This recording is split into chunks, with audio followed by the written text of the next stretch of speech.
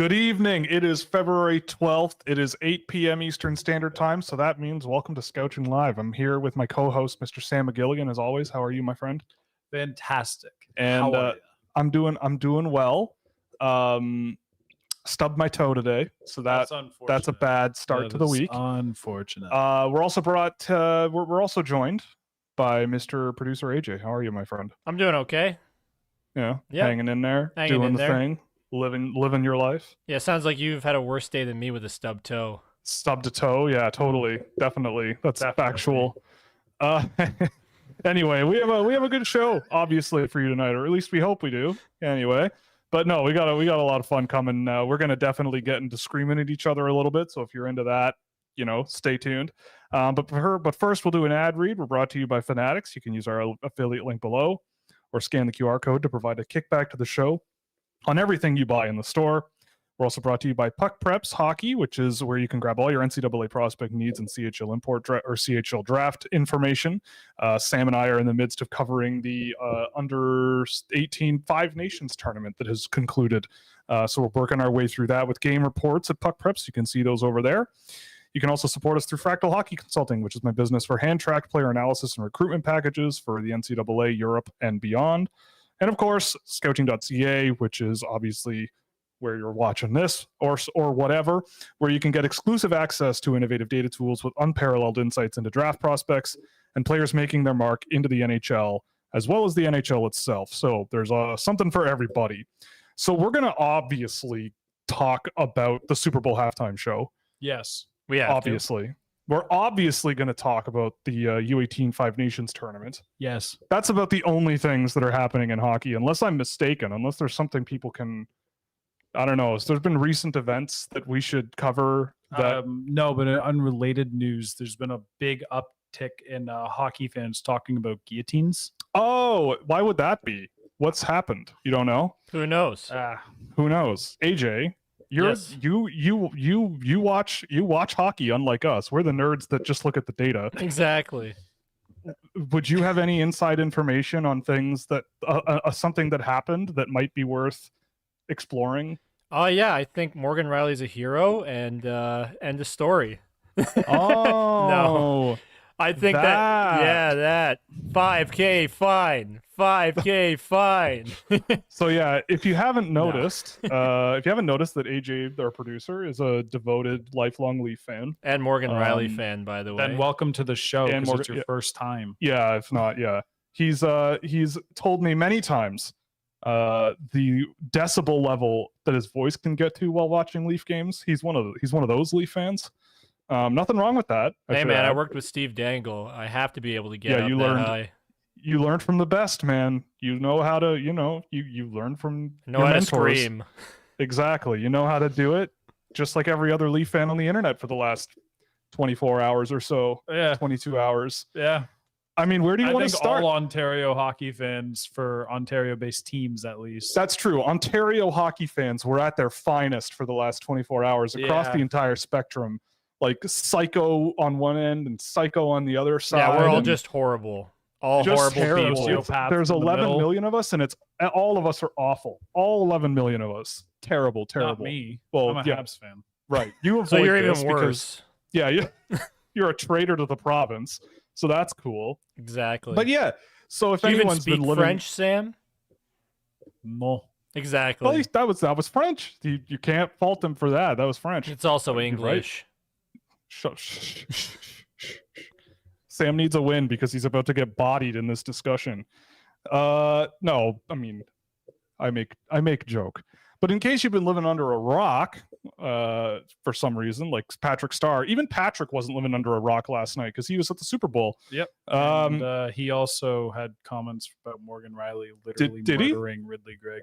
Yeah, I don't know what they were, but he probably commented on it. Yeah, they went my hero heart. My hero. Yeah. Where was I going with that? Oh, right. Because Patrick Starr lives under a rock. Right. So unless you've been living under a rock where Patrick Starr lives, Morgan Rielly last night almost certainly has gotten himself suspended. Saturday. Oh, Saturday. My goodness. I lose track of the days. Saturday was a long time ago. But anyway, he has not been suspended yet for his actions against one Ridley Gregg of the what was it? The Ottawa Senators, I think. Was it Ottawa that he did that to? Yeah, something like that. I don't know. I didn't know that. I don't know. But anyway, Ridley Gregg made the interesting decision to slap the puck into the net on an empty netter that sealed the game. Rielly made the interesting decision. And Rielly made the interesting decision also to follow that up for it by taking him out. Retribution, And baby. So the discussion is that, you know, it's been a back and forth of people who I think are all pretty much correct in a certain way. Mm-hmm. And of course, everybody is not meeting in the middle. Mm-hmm. I don't know. I'll give you my take, and then we can all scream and shout. But if I were Ridley Gregg, I think that what he did was awesome. It was really cool. It was super, super cool. Hockey needs more of that. More annoying, pesty, trashy garbage. Is shooting a puck into an empty net like that considered trashy garbage in general? Well, we could discuss that. Absolutely. But it is in also the world awesome. of hockey, in the world of hockey, the way that hockey is played with all of these tough people, the toughest athletes in the world, that is considered disrespectful. Which, honestly, I kind of understand. That's kind of like showboating, I would say, and nobody likes a showboater, especially a rookie in the NHL. Like, who do you think you are kind of thing. But that doesn't excuse Morgan Rielly for what he did. He went a little far. I think everyone should be able to admit he went a little far. You got the shoulder first, Will. Come on, man. I don't care. You know, dude, I know. I'm just being an ass. Still, you know, not ideal. I have enjoyed it greatly. The whole thing, you know, like the Leafs trying to win that game and damn near tying it a few times, and then one little bounce, and Ridley Gregg is on a breakaway, home free, and sets the world on fire. I mean, I don't know. We talk a lot about on this show about how boring the NHL is. That was not boring. This is like what it needs. Like it needs not obviously face to stick connections, but but drama and Toronto, Ottawa hating each other feels right. Yes. Always has, always will. I mean, he's going to get suspended. It'll probably be for too long, but he'll be suspended. If it were me, I'd probably go 2 or 3 games, you know, especially because it happened at the end of the game. But it'll probably be more because reasons and whatever. Because the league is biased against Toronto, Will. Come on, say it, fight the power. Well, that's the other thing too, is credit Jeff Vayette on this, but he tweeted out that he's been tracking teams and their suspensions, and Toronto is the most suspended team in his sample. I can't remember how far back his sample goes, but Toronto is the team that simultaneously is penalized the least and draws the least penalties, but suspended the most, which is kind of hilarious to me. I wonder why. So that's an interesting little correlation. Does not mean vendetta against AJ. Yeah, exactly. It's not a vendetta against me. They don't know I exist, and they don't care about me at all. I have nothing to do with this. Exactly. It is just the eyes of the league are on Toronto, and so it is true. Everybody sees what the guys in Toronto do, and because of that, they're going to set an example with that franchise as opposed to other franchises. And it's kind of ridiculous. Like, how did Brendan Gallagher not get an in-person hearing and Morgan Rielly did? And Morgan Rielly's like one of the nicest dudes in the game, man. It's so funny. Like, I understand that play is ridiculous. Don't get me wrong. What he did was nuts and is a suspendable offense. $5,000 fine. But suspendable. I think that the thing that changes it though is that it happened after the whistle. Like Brendan Gallagher, it was during the game. Like the game was being played. So I get the feeling that changes things a little bit. That's definitely got to be like the main. Yeah, like after the whistle is blown and after the puck is in the net, like you can't, like if you go back and look at, I think it was Dale Hunter. I think it was hitting Pierre Turgeon back in like the 80s. Turgeon scored a goal And literally 6 seconds after he scores the goal, Dale Hunter buries him in the boards and separates his shoulder. And I think he got like a 12-game suspension for that or something like that. So I don't know. I get the feeling the league like kind of wants to come down on guys doing stuff after the whistle that, you know, I wouldn't say it was a vicious thing, but he could have done some damage there to Ridley Gregg, and you know, doesn't really need to happen. I mean, I'm prepared to say that like Gregg is someone who I know will piss me off when I watch him against my team, but like that just means that, and if I remove the fandom hat, he's objectively good at getting under people's skin, which anyone who knew who Ridley Gregg was before he showed up knew this was going to be what he does. It's why Ottawa took him. He apparently was highly successful in doing so to one Morgan Rielly. I've never seen Morgan Rielly do that in my life. Like he's never gotten that mad. The interesting talking point is always seems to be surrounded by whether it's Leaf fans going, yeah, this team needs to show that heart and that defense. And I get it for them specifically, because it's really sad. I don't think if your team needs to rally around an act that's so obviously overboard to be like, yeah, no, it's fine, Morgan had to do that. It's like, all right, well, I mean, sure. But I think that speaks volumes about where your collective head space is right now. Because, like, I don't know.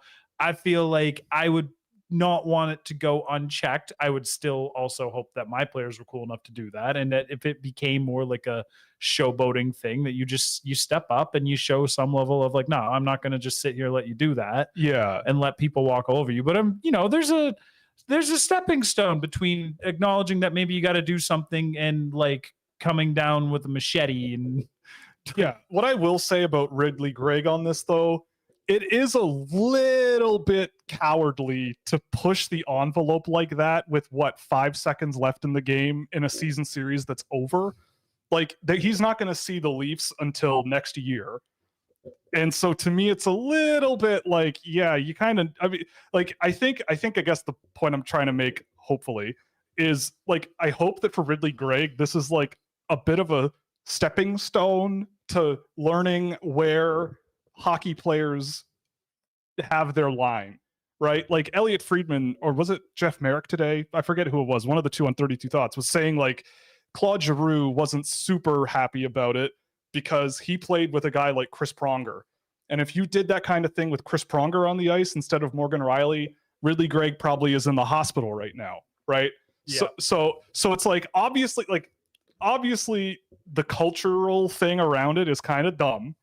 You know, it's kind of dumb that there had to be retribution for something as silly as that and for showboating. But that, that's how it is, kind of.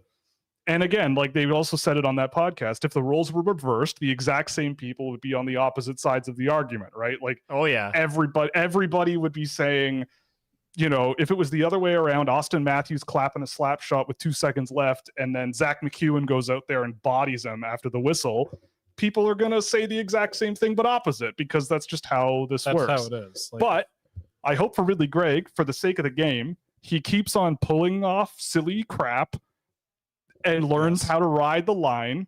Yes. Because guys like Brad Marchand and Leo Komarov and Antoine Roussel, and I'm trying to think of other guys who are Matt some of the most Matt Tkachuk, some of the most annoying people in the NHL over the years at doing that kind of crap. I call it crap affectionately. I should say that. Yes. I say it affectionately because I love it. But yeah, I mean, look, we need more emotion in the sport. Emotion is what drives drama, and drama drives interest, and drives Twitter arguments. And it drives Twitter arguments, which everybody loves. I've tried my best to stay off Twitter. Honestly, the last 24 hours, I went for about 8 seconds last night before I went to bed. And I immediately regretted that decision. It was just a dumpster fire, which it usually is. But I don't know. I don't know what else there is to say about it. The situation minus Morgan Rielly getting like too many games, especially if he's going to he's getting this in-person hearing. The whole thing is awesome. Yes. Like, who cares? I think it's awesome that Greg did that, even though I was yelling obscenities at him and like, get that guy. Definitely wasn't get that guy. It was get that word. Yes. Insert your favorite cuss word in there. Sure. Sure. Whatever you choose. But like a Mad I Lib. feel like I can say rat. Yeah, rat. I feel like get that rat. It was a pretty just ratty feels, move. Yeah. Like fitting. No, but like, I think at some level, if you do that, you kind of got to be expecting to get hit back, right? Like, or at least something. Yeah. You can't just turtle like Makachuk and the Zach Cassian fight. Well, that's the thing. You can turtle. That's the extra but that's layer just called to being being a bit of a rat. Female dog. Oh boy. Yeah, that's just a rat. But like the other thing too about the whole Rielly getting suspended thing, like if it is 6 games or something, that's what is it? They've got 32 games left in the year. Sitting out 6 of the next 32 games when there is a non-zero chance that Toronto might have a bit of trouble staying in the playoffs with Morgan Rielly out. Not great. That's not great. That means they'll only have Liljegren. Yeah, that's like a God. It would just be awesome if that happened. Yeah, no, I it hate would be you, such Sam. it would be, oh my goodness, it would be a real adventure. You're the worst. Boy howdy. Yeah, but I mean, kudos to Ridley Gregg. That was great. Effective. Kudos to Morgan Rielly, but took it a little far, but still stoked. Like, I don't know if any of you remember, any of you two remember, but the Battle of Ontario from 15 years ago. It's crazy that it's been that long since we've had like a good Toronto-Ottawa rivalry. I remember But the those stick, were like the broken bloodbaths. stick. Yeah, those were. Yeah, Pretending like, to throw the broken stick into the crowd by Daniel Albertson. I remember that. Again, awesome. Exactly. Ratty move, but awesome. Loved it. And I mean, when they met in the playoffs those years, I mean, Toronto won every time, but Ottawa, they wanted to kill each other. They were not happy about each other being there, and bringing that back, especially if the Ottawa Senators come back next year and hopefully aren't this bad. I'm in. I'm ready to party. Bring it on, right? Toronto, Ottawa, if there's a healthy rivalry there, because it sure ain't Montreal these days, considering they're, hanging around where they're hanging around. Ottawa's doing so much better. At least they have an identity. I don't know what Montreal. Who's the guy? Is there a guy on Montreal? Ottawa's identity is bad. Well, yes, that's fair. Yeah, Montreal's identity fair. is Slavkovsky. Also and how great bad. he is, right? But like, it's not distinguished. Like one's more or less bad than the other. Ottawa's like a more sad bad. Montreal's more of a. Ottawa is a sad bad. Yeah, but I mean, they won a season series against Toronto, so that's a small win for them. But yes, they do remain in last place in the Atlantic Division. Man, there's so many bad teams that have won the season series against the Leafs this year. The Columbus Blue Jackets. The Leafs. Yeah, the Leafs, to me, it's crazy. I just see this in the standings quickly.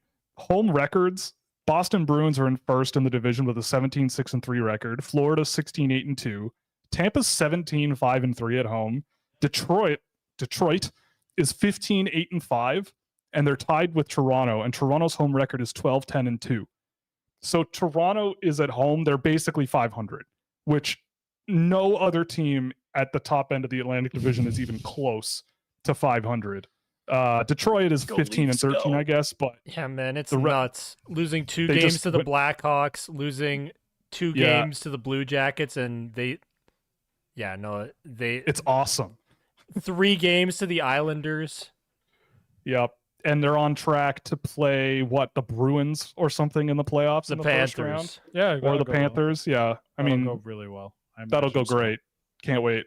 It's going to be great. Pain. I'll tell you what, they won't be making the Super Bowl. It's true. They won't. That's true. I don't know. Do we have anything else to talk about? Do we want to yell at each other more about Ridley Gregg and Absolutely not. Yeah, because there's been enough of that on the internet, right? Yeah, I feel like we already went overboard with it.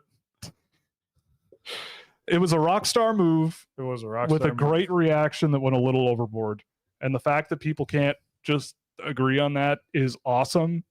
So keep it going. Keep the train going. Yep. It it's an easy way for me to stay off the website, and I love it. So Mr. AJ unfortunately was unable to watch the Super Bowl last night, but we did want to have a little chat. You know, it was a big sports event. It was big sports the event in event. North Yep. America. I A saw lot of some people of would it. argue. I did see some of it. And there's just not much going on in hockey these days. Not really. Like I don't know, unless the audience can think of a storyline that's worth bringing up. But right now, other than the Ridley Gregg thing, We can't really speculate on trades any better than what coverage is out there. Like, truthfully. Like, where's Chris Tanev going to go? When good stuff comes, we'll talk about it.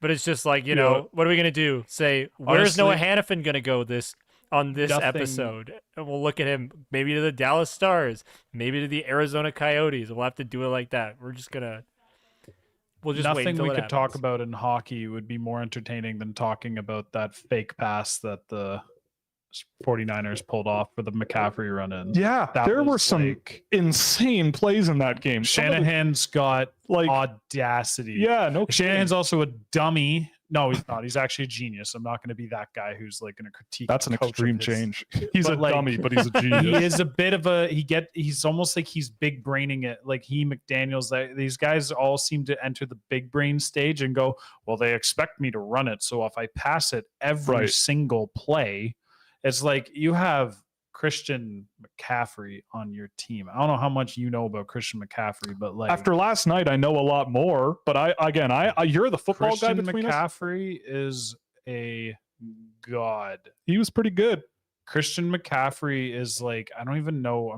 I was trying to think all day of like what a stupid NHL comparable to be, and none really exist. But like cross sport comparisons always make me laugh. Yeah, I know they're just especially one for like football. Like who? Yeah, football. What running back gets compared to? I feel like no two sports are different than maybe not, but hockey and football they're hard to do. Unbelievably dissimilar. Like they're very, very much different, except for the part of where you're hitting people. But everything else is different. Yeah, I don't know, but he was just like he's gifted. Like he is one of the most absurd runners you've ever seen. He can run every route. He can catch flawlessly, contested catch. He's like probably most dynamic offensive weapon in football. And it felt like he probably should have been the single focal point. And he did get a lot of touches, but they're all like these weird touches where he didn't really get a whole lot of stuff. I'm sure someone watching this who knows more about football is screaming like, you idiot, don't you understand the defensive coverage that McCaffrey was facing? And they're probably right. But like, I don't know. I know just enough to go, probably should have given him the ball a little bit more. We'll have Brett Coleman, fellow YouTuber, on the Brett Coleman was tweeting last night saying, "Run, give McCaffrey the ball." Yeah, all I know about Christian McCaffrey after last night is he's very good at taking the ball and putting it closer to the end zone. Like that seems to be his thing that he does really well, and I think that's a good thing in football. He gets the ball and then moves it up the field, which I like. It was fun to watch. It is good. But yeah, like they were running some like flea flickers and like all this fun stuff. Yeah, they're a fun team. Yeah, and you want to talk about Kansas City Chiefs, like just slanging it. It was like Tom Brady, man. Like when Tom Brady sometimes just 10 yards at a time, 15 yards at a time, just marching down the field. But Mahomes doing it has this extra little bit of FU, I feel. Oh yeah, just because like he just goes and he just like launches a bullet. But when he can run. Yeah, and he can run. Brady was surprisingly good at moving. He just didn't look like he was surprisingly good at moving. People looked at him and it was just like everybody in the league can catch him. But he was I mean, I hate Tom Brady. How can you hate Tom Brady? I mean, I mean that's a stupid question for me to ask. I hate Tom Brady a lot less now that he's not playing. He's one of those guys where it's like when he's done, it's like, all right, fine, I can respect you. Because I don't know how you hate someone who wins that much. I mean, I guess if someone wins so much, it's kind of annoying. Yeah. It's just, it wasn't that because I'm always like, I don't get upset over dynasty. There's something about him specifically, but I think I realized it was more about the Patriots because I just didn't care as much when he was in Tampa. There's something about New England. And then it goes back into I hate all Boston sports with a disgusting level of passion. Oh boy. And then I was like, oh, that's probably why I hated Brady as much as I did. Probably. I guess, yeah. I mean, greatness is greatness, but I guess is greatness. You know, but if you, I guess if there's too much of it, area, then it's a problem. Yeah, it's like they have too many winners in that area. It's like I think all those teams have won championships in my lifetime. Yes, that is true. which is ridiculous. Yeah. I mean, yeah. You could. That's true. Yeah, well, Mahomes is slinging it. I was really upset that I put a bet that Kelsey would lead in receiving yards because I was like, Mahomes will keep finding him, but Right. San Fran just game planned him every time. I was looking for 87. I was like, he's just got men around him at all times. This guy is never getting free. Oh my goodness. That's because they're all trying to steal his girlfriend. That's why he's got a ton of men around him all the time. That must be that. I was it was a good game. I was extremely underwhelmed, and I do mean like extremely underwhelmed with the championship celebration. Man, does no other sport do it right? I don't want the owner to touch the trophy first. Why am I listening to Dirk Dinkus up there with his holding the statue, thanking with his for all of his hard work? I'm like, what hard work, man? You were born. I don't know about this guy specifically, but like you were born into the family that had the money to buy that team. What are you talking about? He's just like, oh yeah, everybody worked super hard. I was like, Patrick Mahomes is out there slinging the ball. Give him the trophy first. Oh God, his name is Clark Hunt. So what does he do? What's Clark Hunt done in his life? Oh yeah, he inherited the Chiefs from his father. Look at that! Look at that! I didn't even know, but I knew. He's the grandson. How it always is. This is so good. He's the grandson of an oil tycoon named H.L. Hunt. Like H.R. Pennypacker says hello. Like that is such a great oil tycoon name. Like, come on, man. Why are you? How dare you get the trophy first? It should be embarrassed that you think. Like, if I get it's a tradition, but I would like to think if I was born into such a coddled environment that I would at least have some level of self-awareness that when the commissioner comes to hand me the trophy, I go, Patrick, right, and hand it off to him and just step aside. Like if I want to be some like shadow billionaire, I want to be like a shadow billionaire. I don't want to be like out there being, oh, thank you very much. We worked really hard for this and the whole organization's really proud and all this stuff. That stuff drives me insane. Yeah, but tradition's tradition, man. I'm Italian. I just show I grew all up my in brother. an Italian household, you know? What does that have to do with this? No, it's like you follow the rules to some extent, you know? The rules, not when the rules suck. I had to show my brother like all the players winning the cup and like lifting it, and because my brother's not overly familiar, and I showed him Raymond Bork winning it, and he was like, as the guy was talking, and he was just like, huh, yeah, this doesn't do it for me anymore. No, I mean, that's kind of like the tale as old as time. Is like they kind of, it sucks. I don't know what it's about. I don't know what that's about. Like, I mean, I guess it's just like America, where it's like the owner class is the one that drives all the results, right? And it's like, well, sure, you pay the bills and you're the one with all the money. But, yeah, it's just, but that's a football specific thing. It is. No, it's is not. it baseball? Basketball does it too. Yeah, basketball no, does but where it. the owner gets it first? I don't think so. Yeah, I think basketball and baseball both do. Kawhi Leonard was not or Kyle Lowry. They were not the first players to touch our trophy. Yeah, I remember watching it and thinking, unless I have distorted my memory and have entered some like entirely different reality. I'm like 99.9% sure. Like I don't think it Larry was somebody on the holding the trophy at the end. Like somebody on the board. Somebody like at the beginning, was. rather. You got me scraping through this. Yeah, it looks like the owner is there. But anyway, it doesn't matter. It's like that stuff sucks. That stuff's so but weak. It is the NHL does it best. That's the point. It's the one thing the league does the best over all the others. It's the best sport, most entertaining sport too. Best sport, best award celebration at the end of the season. What's the other thing you say, Will? About best sport and you can finish. Do I have to? No, I'm not. Worst fans? Best sport, worst fans. Yeah. No, I mean every sports fan. There are. If you don't take 100, say worst fans, man. Read some basketball stuff. Basketball take 100 fans sports are fans. 3 of them will suck at least. Yeah. You know, and those are the ones that tweet all the time. At least the nice thing with hockey compared to like basketball is I read a lot of basketball stuff online. Like 75% of the people talking about basketball online are like at best taking their 10th grade math exam. Like it's insane, and you can tell when you're reading it because like they're saying stuff that even in 2019 would have been dumb. And it's like, you really are in like the last 4 or 5 years is when you started to get into this stuff. It's very clear. I don't like that you just said 2019 in the past tense as in way back in.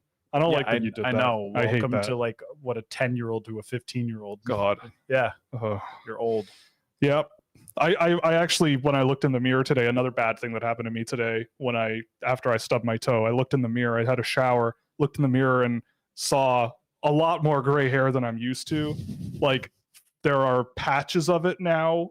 And I feel like if I cut a lot of my hair off, I would look a little strange to me. It's something that I was like, wow, I'm getting older. At least you're getting Oh my gray God. hairs, Will.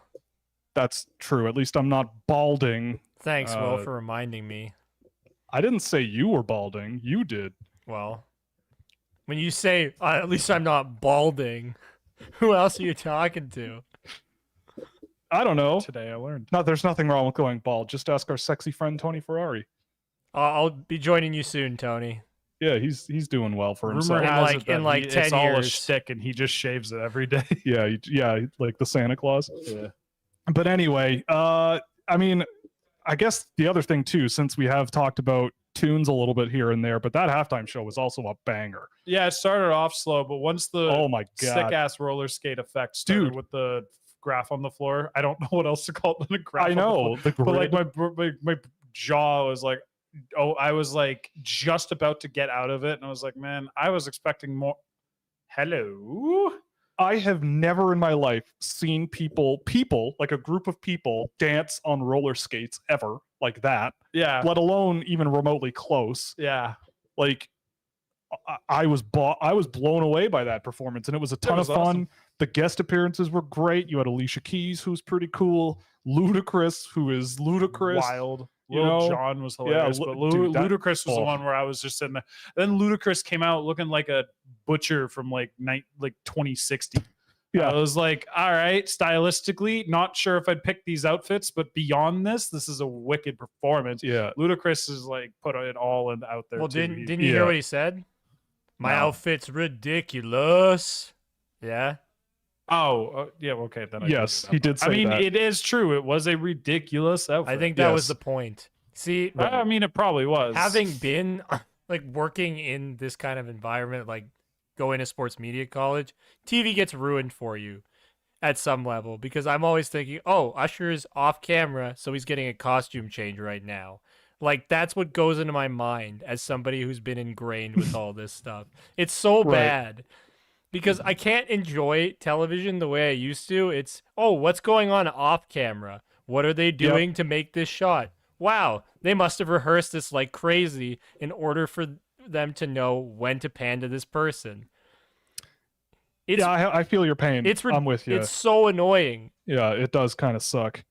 But yeah, I mean, dude, his jacket at one point had sequined abs on him. So sick. So sick. That's Yeah, the it's best. Oh my God. Yeah, that was an absolute banger of a halftime It was a great show. halftime show. I found it really funny too, and then we'll move on. But I found it really funny that how things are changing. Like dropping Turn Down for What on a Super Bowl halftime show was the craziest in a long time. I don't know. I can't. Yeah, It was insane, and I wasn't really expecting that. I was not expecting that. And it's funny to me because like 20 years ago, when I kind of first started watching the Super Bowl, like when I was sentient, a lot of the Super Bowl halftime performers were like also performing stuff that was a throwback for the year 2000. You know, like Aerosmith did one, Yeah. U2 did one.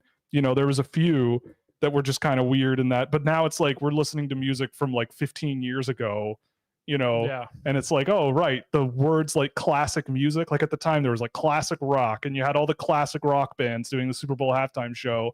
And now you've got like classic R&B and like 2000s era, Yeah. whatever you want to call like- it, which it's a totally different vibe, but I'm down. I'm in I for mean, it. the whole Timberlake Janet Jackson thing happened when the same year Usher released Yeah, if I'm pretty sure, or like those, Really? at least within like a 2-year time period. I'm Oh, going man. to say minimum because I just recently looked what time or when Usher released that song. I also recently looked through all the Super Bowl performers, and I'm Oh my pretty God, sure. you're right. The Yeah, 2004. Sam's right. Sam's correct. Yeah, someone just mentioned Prince. Prince's was the best one, probably. Even Sam's surprised he's right. Yeah, I know you're correct. It was just like, I think it's within 2 I think years. you're correct. But yeah, I mean, oh, man, I remember watching that Super Bowl live. It was so funny. Like, I was sitting with a bunch of my friends. You know, you're 13-year-old boy, and you're like, did I just see what I think I just like? And there was no social media, right? Yeah. So it was like, what just happened? Yeah, you're like, that didn't look normal. That was weird. And then the next day, it was the next morning, obviously. The newspapers and everything. It just like everyone completely lost their mind. Even the nightly news that night, obviously. Yep. But Super Bowl halftime shows always iconic, and this one definitely added to that. What we're going to talk about next isn't necessarily as exciting, I don't think. No, they didn't trend back into the hockey. Yeah, we should get back into the hockey world, and we're going to let AJ have a break, maybe eat some of his pizza if he needs to. Appreciate it, guys. Yeah, you can have some pizza, but we're going to talk a little bit about the U18 Five Nations tournament. So Sam and I, we've been covering this tournament over at Puck Preps the last couple of days. I think as this show got started, they posted mine from the US-Czech game. Can't even remember the game I watched this morning. That's where I'm at today. But anyway, we've been watching the U18 Five Nations. If you don't know what that is, it's the US national team basically inviting a bunch of European teams into their house to beat them within an inch of their life. Except they didn't. Well, yes, that's true. They didn't, but the games I did, the games I watched, and the game, like the Finland game was brutal. Yeah, and it usually goes this way because like it's always goes this way. It's the U.S. roster they send isn't just a compilation of the best U.S. players. It's the NTDP that play together for an entire year, and Sweden and Finland will then gather almost all, but not all of their best players. Yep. Without the same level of cohesion and chemistry and send them to go, and they usually kind of get bounced, but Sweden at least always plays a really good game. They get outplayed for the most part, but like they always have the individual talent, and like just the Swedish system is good enough to like make it close. Even if the score is not close, they're working. Junior, the States are working for what they're getting. World Junior this rematch, you know. Yeah, USA and Sweden kind of started beating on each other at the end of the game. Yeah, I could see that. They don't. No, it wasn't. It was like a full on. Like it was. You could tell the game was intense, and you could tell whatever tension existed from just a bit over a month ago at the World Juniors. Exists within these two squads as they definitely I think this is their first competition against each other since in any regard. Yeah, I think so. I imagine. Yeah, I can't think of what else it would be. Yeah, I think you're right. Probably like that boiled over energy of like all the Swedish fans and players who were kind of, even though nobody, I don't think anybody was at the World Juniors that played in that game. Oh no, right? That's it. Nobody but it's was. But like everybody was mad. Yeah, I mean, there's definitely like that, and it sounds like you had a lot more fun watching these games than I did because they just absolutely dismantled. Just dismantled the rest of the tournament. Switzerland and Czech. I don't have the scores in front of me, but Switzerland I think was 7-1, and the Czech game was 6-2 or something like that. They popped Switzerland for 6 second period goals, which was crazy. And a lot of them weren't even on the power play, so they count. Even when you count the goals that count, they still beat the snot out of them. But I'm curious, since we've been watching this, who's been there? There have been a few guys that have impressed me that I wasn't super expecting going in, but was one of them Brody Zer? Yeah, actually, it was Brody Zer. So do you? Okay, let's talk. I've been waiting to have an actual Brody Zer chat with you. Yeah, but I think this would be the first. This could be a good time to do it. Yeah, he was awesome. He's been great. This tournament, I was like, okay, this is the Brody Zer I was trying to show Will. I hope that like he's doing this in the other two games as well, because like he's really, really smart. Yeah, that's the biggest thing. Really smart. Yeah, he's also a good player with the puck. It's almost like sometimes he forgets how good he can be with the puck and tries to be like here, take this and I'll go over there kind of thing, when he can take the puck for sustained time and like do some pretty awesome stuff. He had some great sequences, and he also had an awesome, just nice little skill goal in my game where I think it's Haggins sends him a pass and he's on the goal line, but he's like kind of facing away and he just like gets the puck, curls it through. Oh, I saw that. Yeah, that was just a sick goal. I remember just seeing that. I was like, oh, who scored that? Zemer. Yeah, Brody Zer, man. It was the lines that I saw him play on mostly was him, Stiga, and I believe Bednarik. And they were great. Like all three of them, So especially basically the Bednarik line or the Iserman line, but without Iserman. Yeah, I don't think they were playing Iserman with them. Steamer played with Stiga a lot before. I remember like a long time ago, Steamer was playing with Stiga and Bednarik, and they were really good together. They're really good. Yeah.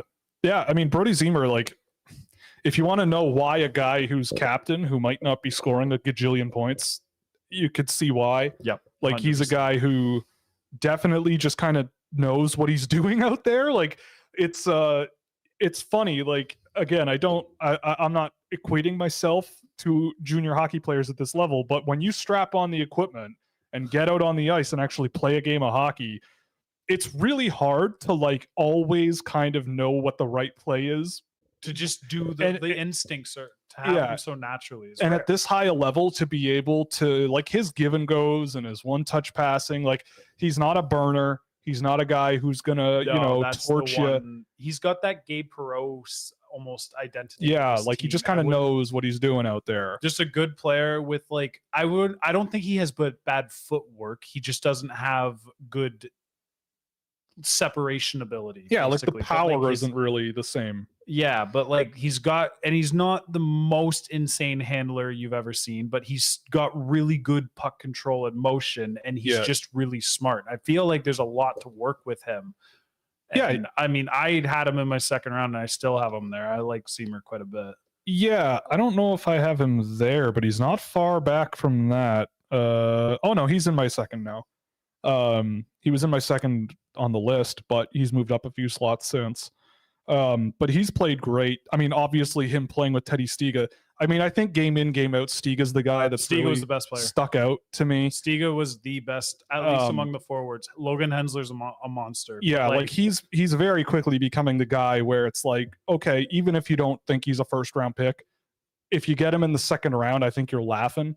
Like it's like even if he isn't a top 6 guy in the NHL, it's like Nils Höglander, right? Like you look at Nils Höglander when he was draft eligible and everyone kind of went, yeah, but is he really like a top 6 forward? And if he isn't that, then are you drafting him in the really high ranges? And then he goes in the second round and it's like, okay, yeah, like you may as well just take the swing on him, bet on the upside. And if he plays 200 games and scores 100 points, that's probably better than a lot of second round picks. Yep. So it's like with Teddy Stiga, like he has pretty much everything you're kind of looking for. I think so. Yeah, he was like awesome. One of my favorite plays of his. He just came from behind, lifted a Finnish player's stick, stole the puck. It was so quick just on the downwards motion of the stick lift, and then just stick handles 3 to 4 times back and forth like that, and just rips one on that. Doesn't go in, but he just came from nowhere. No one on Finland was expecting him there. He just came in like a lightning bolt and executed the play so fast. Yeah. Goalie had to make a huge save, and then a goal went in 15 seconds later. They got an assist on it. He set up. Right. And he was just a monster. Yeah, he was great in both games I watched. Just dismantled defenses. Yep. Really, really good. Even, a guy who I've also really, really liked is Cole Hudson. I know I'm just going down the list of people who led the tournament in scoring, but Cole Hudson, man. He had a great tournament. He has. When I watched him at the beginning of the year, he looked pretty rough. I'm not going to lie. He's cleaned up some stuff. And he's cleaned up quite a bit. I mean, he's not Gaten Gooley out there. Like, he's not ever going to be that. I still don't think he's what his brother was in the defensive zone, which was already a concern for Lane. I still don't see that same level of just unbelievable ability to see the ice and make the highest yield play that Lane Hudson was pretty good at, nor the ability to like kind of draw players in and deke away from them efficiently. But Hudson, nonetheless, this time Cole. Well, the thing about Cole Hudson that I noticed a little bit more in this tournament that I haven't really seen out of him a whole lot is his ability to, like, when he gets around a guy or tries to turn pucks around himself, coming out of his turns and like the forward speed he generates to just get moving up the ice really quick. I didn't think I really saw that out of Lane Hudson. Like, I thought Lane Hudson was a lot more of like a pass first, shiftier, puck handler guy. Whereas I saw Cole Hudson in this game just sort of wheel up in the neutral zone and then just slice through three or four he's got guys. a lot more. This is like, I think I've said it before. Like, he wants to try and blow the game open himself. Yes. And like, you can see when it works, like, he looks extremely appealing. And this tournament, it worked. Like, it just consistently worked. There was very few moments where I saw Cole Hudson and I went, eee. And like, he's scored a lot of points from it. He's a great power play quarterback. Yes. Just there's so many good things in this game. Like, it's hard to evaluate him. Well, to me, there's a little, like, everyone's comparing him to his brother, but to me, there's a little bit more of like Sean Barons to him. Like, if you remember Sean Barons from his draft year, where Sean Barons wasn't like necessarily the super skill guy like Lane Hudson was. It was very like, yeah, I actually like that. It was very sort of, I'm gonna play with the puck around the perimeter. I'm going to try to shake guys off me, but keep my feet moving and keep skating and generate speed and leave guys behind that way and whatever. And I feel like Cole Hudson does a little bit more of that, but he's a guy who I thought played really, really well, at least in the 2 games I watched. And I think that's a pretty fair assessment too. Yeah. Like I thought he was great. Lucas Van Vliet is really starting to like get his together. He was pretty good. One of the a couple of the shifts I watched. The thing with him is it's like you have to watch it. There's a shift where you watch when you're like, man, he's the best player on the ice. Then there's 4 shifts you watch and you go, Lucas didn't do anything. And that's the problem that he's kind of always had. But I would at least the shifts that he's good seem to be happening a little bit more. And he's also starting to be more of a presence even in his, less active shifts, which you can't, take over everything. Yeah. But even those high end shifts when they pop out, they're even crazier than before. Like he got himself a controlled entry, took a great shot on net, instantly got the puck back, won a physical battle, got the puck out, got into space, took another shot on net, kind of circled out, caught this weird loose puck coming into the high slot. And something he's really good at are these spin passes. He'll start spinning, and then he'll just nail this perfect pass to someone. You're like, whoa, that was really high end. Right? Who did that? Oh, it's Van Vliet.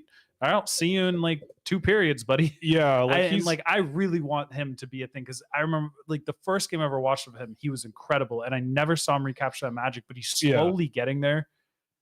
He's got stuff. Yeah, he's another. There's so many, not so many, but every year there's a few guys where I'll be watching them and I'm like, okay, like I don't really, and then you're just like, oh, that was cool. Insane. That was really cool. Yeah. Okay. He's and then one of them 3 more games of not really doing a whole lot. Yeah. I don't feel like his data would track very well. I don't feel, he doesn't pass the eye test a lot of times, but then he suddenly like passes with flying colors. And I want to believe a lot in players like this just because he kind of has all the tools and he shows flashes in all sections of the ice. Like there's some D zone shifts where I'm like, all right, that was like really smart read by him to kind of cut that guy off. He probably shouldn't have rotated in there, but he did. And it was a really good play. Sometimes in transition, he'll work a give and go, or he'll just like kind of shake a guy off and get into space and get the puck and controlled. And it's just like, wow, this is awesome. Ozone play, awesome stuff. And then just disappears. It's like the consistency with his routes in between each area just doesn't seem to be there. It's like he's a little slow to reading where he needs to be, but when he's there, he's making awesome stuff happen. The other guy that I want to throw out there that I picked up, I've seen this player a few times this year already, but Adam Banak, oh my God, that kid is Czech hockey, the future of Czech hockey. Like that guy. We'll get to watch him at this. He's so gross. Like, I don't know if he's like an extraordinarily high-end NHL prospect, but like he was great. Like tons of fun, but like has that skill level that he can use at really high speed. And he was, I think in the game I watched, he was probably the only Czech player consistently really pushing the states around a little bit. Like the only guy who was really making them, like he would chip pucks off Cole Hudson and be flying in on his own, right? Like he was that guy on the Czech Republic, or Czechia, I should say, who kind of was driving that bus. He was great. I've watched him a few times in the Czech Pro League this year, and he does not look out of place there. Yep. I wouldn't say he's good in that league, but he's fine. He's looking okay.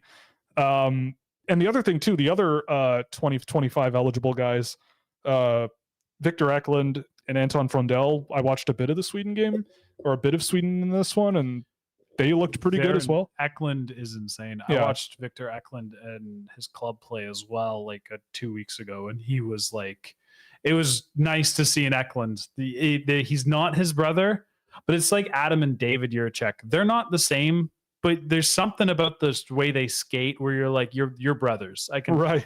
you know, Eckland is more shoot first from what little I've seen, and the master of all Swedes, Mikael Holm, basically said the exact same thing.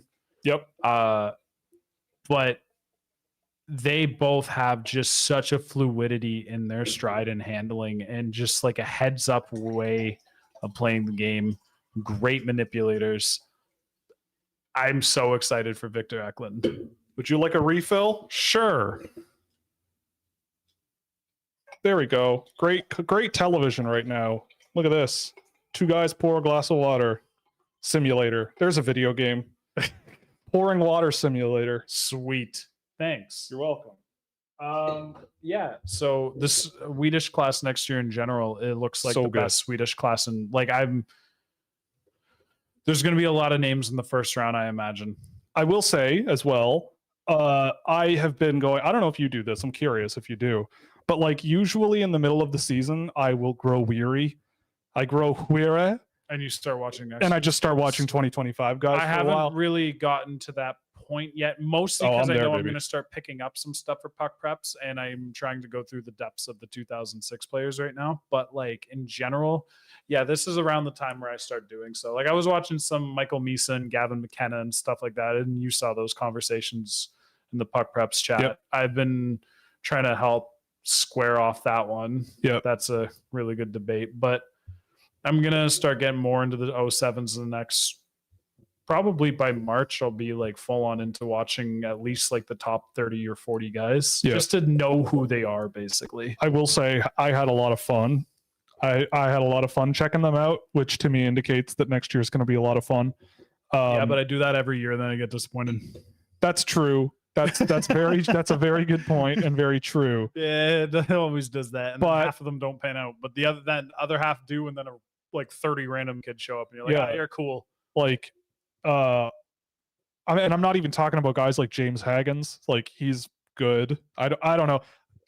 My hot take is that James Haggins probably isn't a guy that's going to be like locked in at 1 or 2. I don't think he's better than Michael Misa. But because I was going through guys, and like Michael Misa and Anton Frondell are awesome. Cole Reshny and Victoria, I thought He's so good.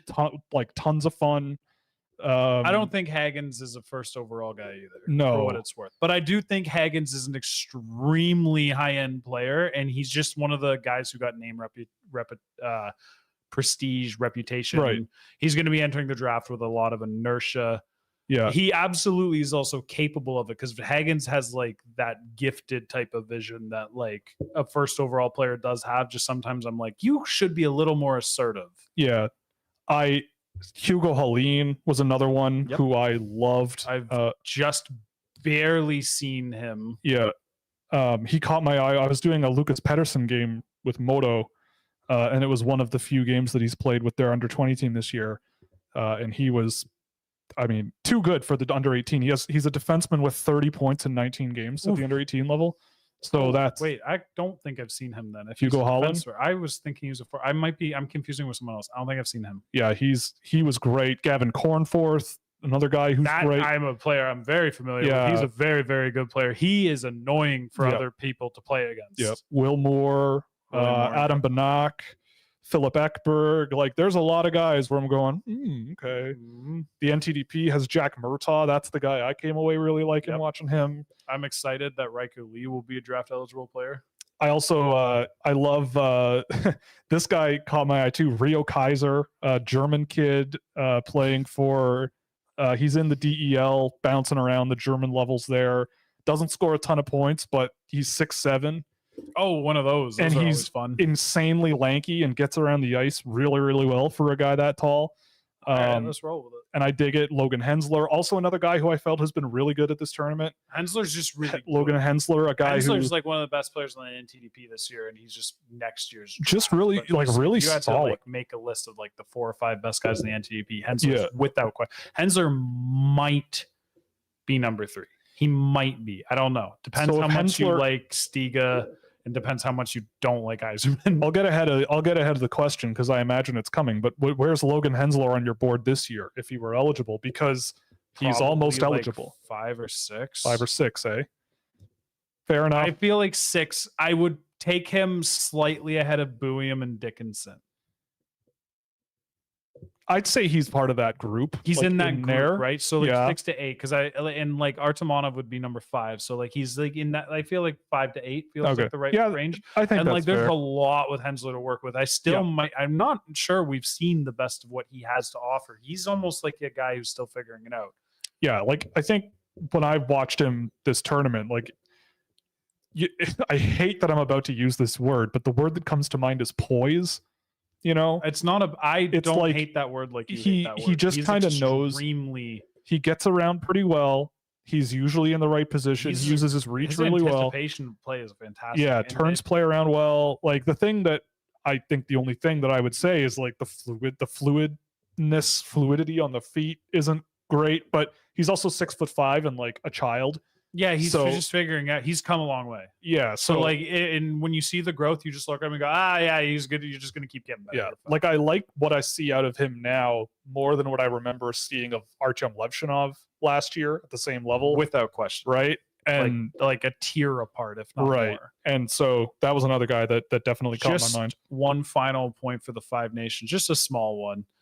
Cole Hudson's defensive partner, John Whipple, Oh yeah, had a awesome and another like you don't notice him until you're watching what number 6 is out there doing, but like he had a great tournament. yeah, I thought he was really good playing with Cole Hudson when they were paired together. He has just about every one of his strengths cover up for all of Cole Hudson's weaknesses, and he has no selfishness to his game. right, and that's almost a problem. Almost a problem, but it shows a guy like Hudson can thrive. Like Hudson was really confident in turning play around, and the few times it kind of didn't work out for him, he knew it was Whipple who was back there. Like I watched Hudson he set up a good play that didn't really work out, and it play really quickly turned back around. Mhm. So now he's forced to kind of like cut across the middle and cut a guy off, but he just doesn't have the speed or the length. So the guy kind of eats him alive. And there's a 2-on-1. Whipple just suffocated the guy. He just came flying out with his stick, completely blocked the passing lane, kind of just drove the player, kind of ran the boards and just got the puck out and just a quick pass out. And he's just heads up looking for, okay, who's going to get, like, who do I need to cover if the puck's turnover? Okay, we got out of the zone. I'm ready to go up the ice. Like Right. I feel like he's a pro. He plays like a pro. He's one of the guys where I watch him, like, it's easy to see you in the NHL. Yeah, yeah. I mean, very much. Big I fan think of John Whipple. Yeah, John Whipple's an interesting one, and I'm trying to look. His NHL Central Scouting ranking was also like super low, so that makes me think: is this a guy who's going to go in like the 3rd or 4th round, I think he will. and he's just going to be a useful NHL guy? Because I If think he he's has got a really good U18 with scoring or something like that, Yeah. I could see him like really popping off. But beyond that, no, I think he is going to slip through the draft. And I think he's going to be one of those guys who goes in the 3rd round and then gets like, 300-400 NHL games. And people are going to be like, wow, he's not going to be like some crazy steal or something like that. And there's upside gambles that you can take over him, but like he'll play. I feel Here's like a question: who's ranked higher on NHL Central Scouting, John Whipple or Justin Poirier? I'm going to go Justin Poirier based on the way that this question was phrased. That's probably fair, but you get the point. Whipple's at 106. Poirier is 33 spots ahead of him. So, Luke Osborne's higher than him. well, yeah, Luke Osborne's nestled right in the middle with my boy Kuzma Voronin. They're hanging out. They're having a time. Kuzma Voronin, lots of fun.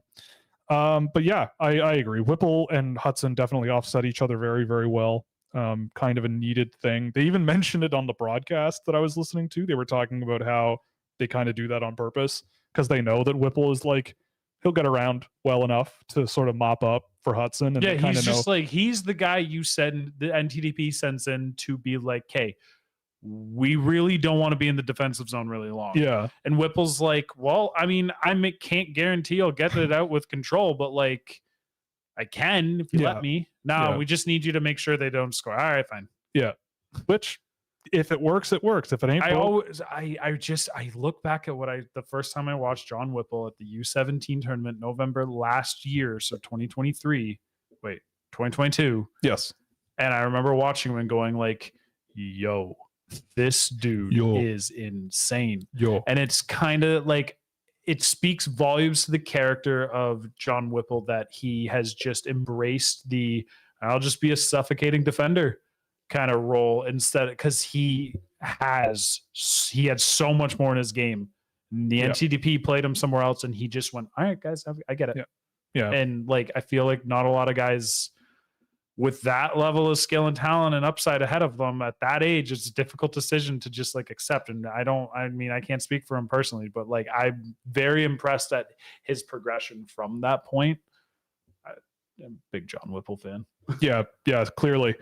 So I think that's our first hour. Nice.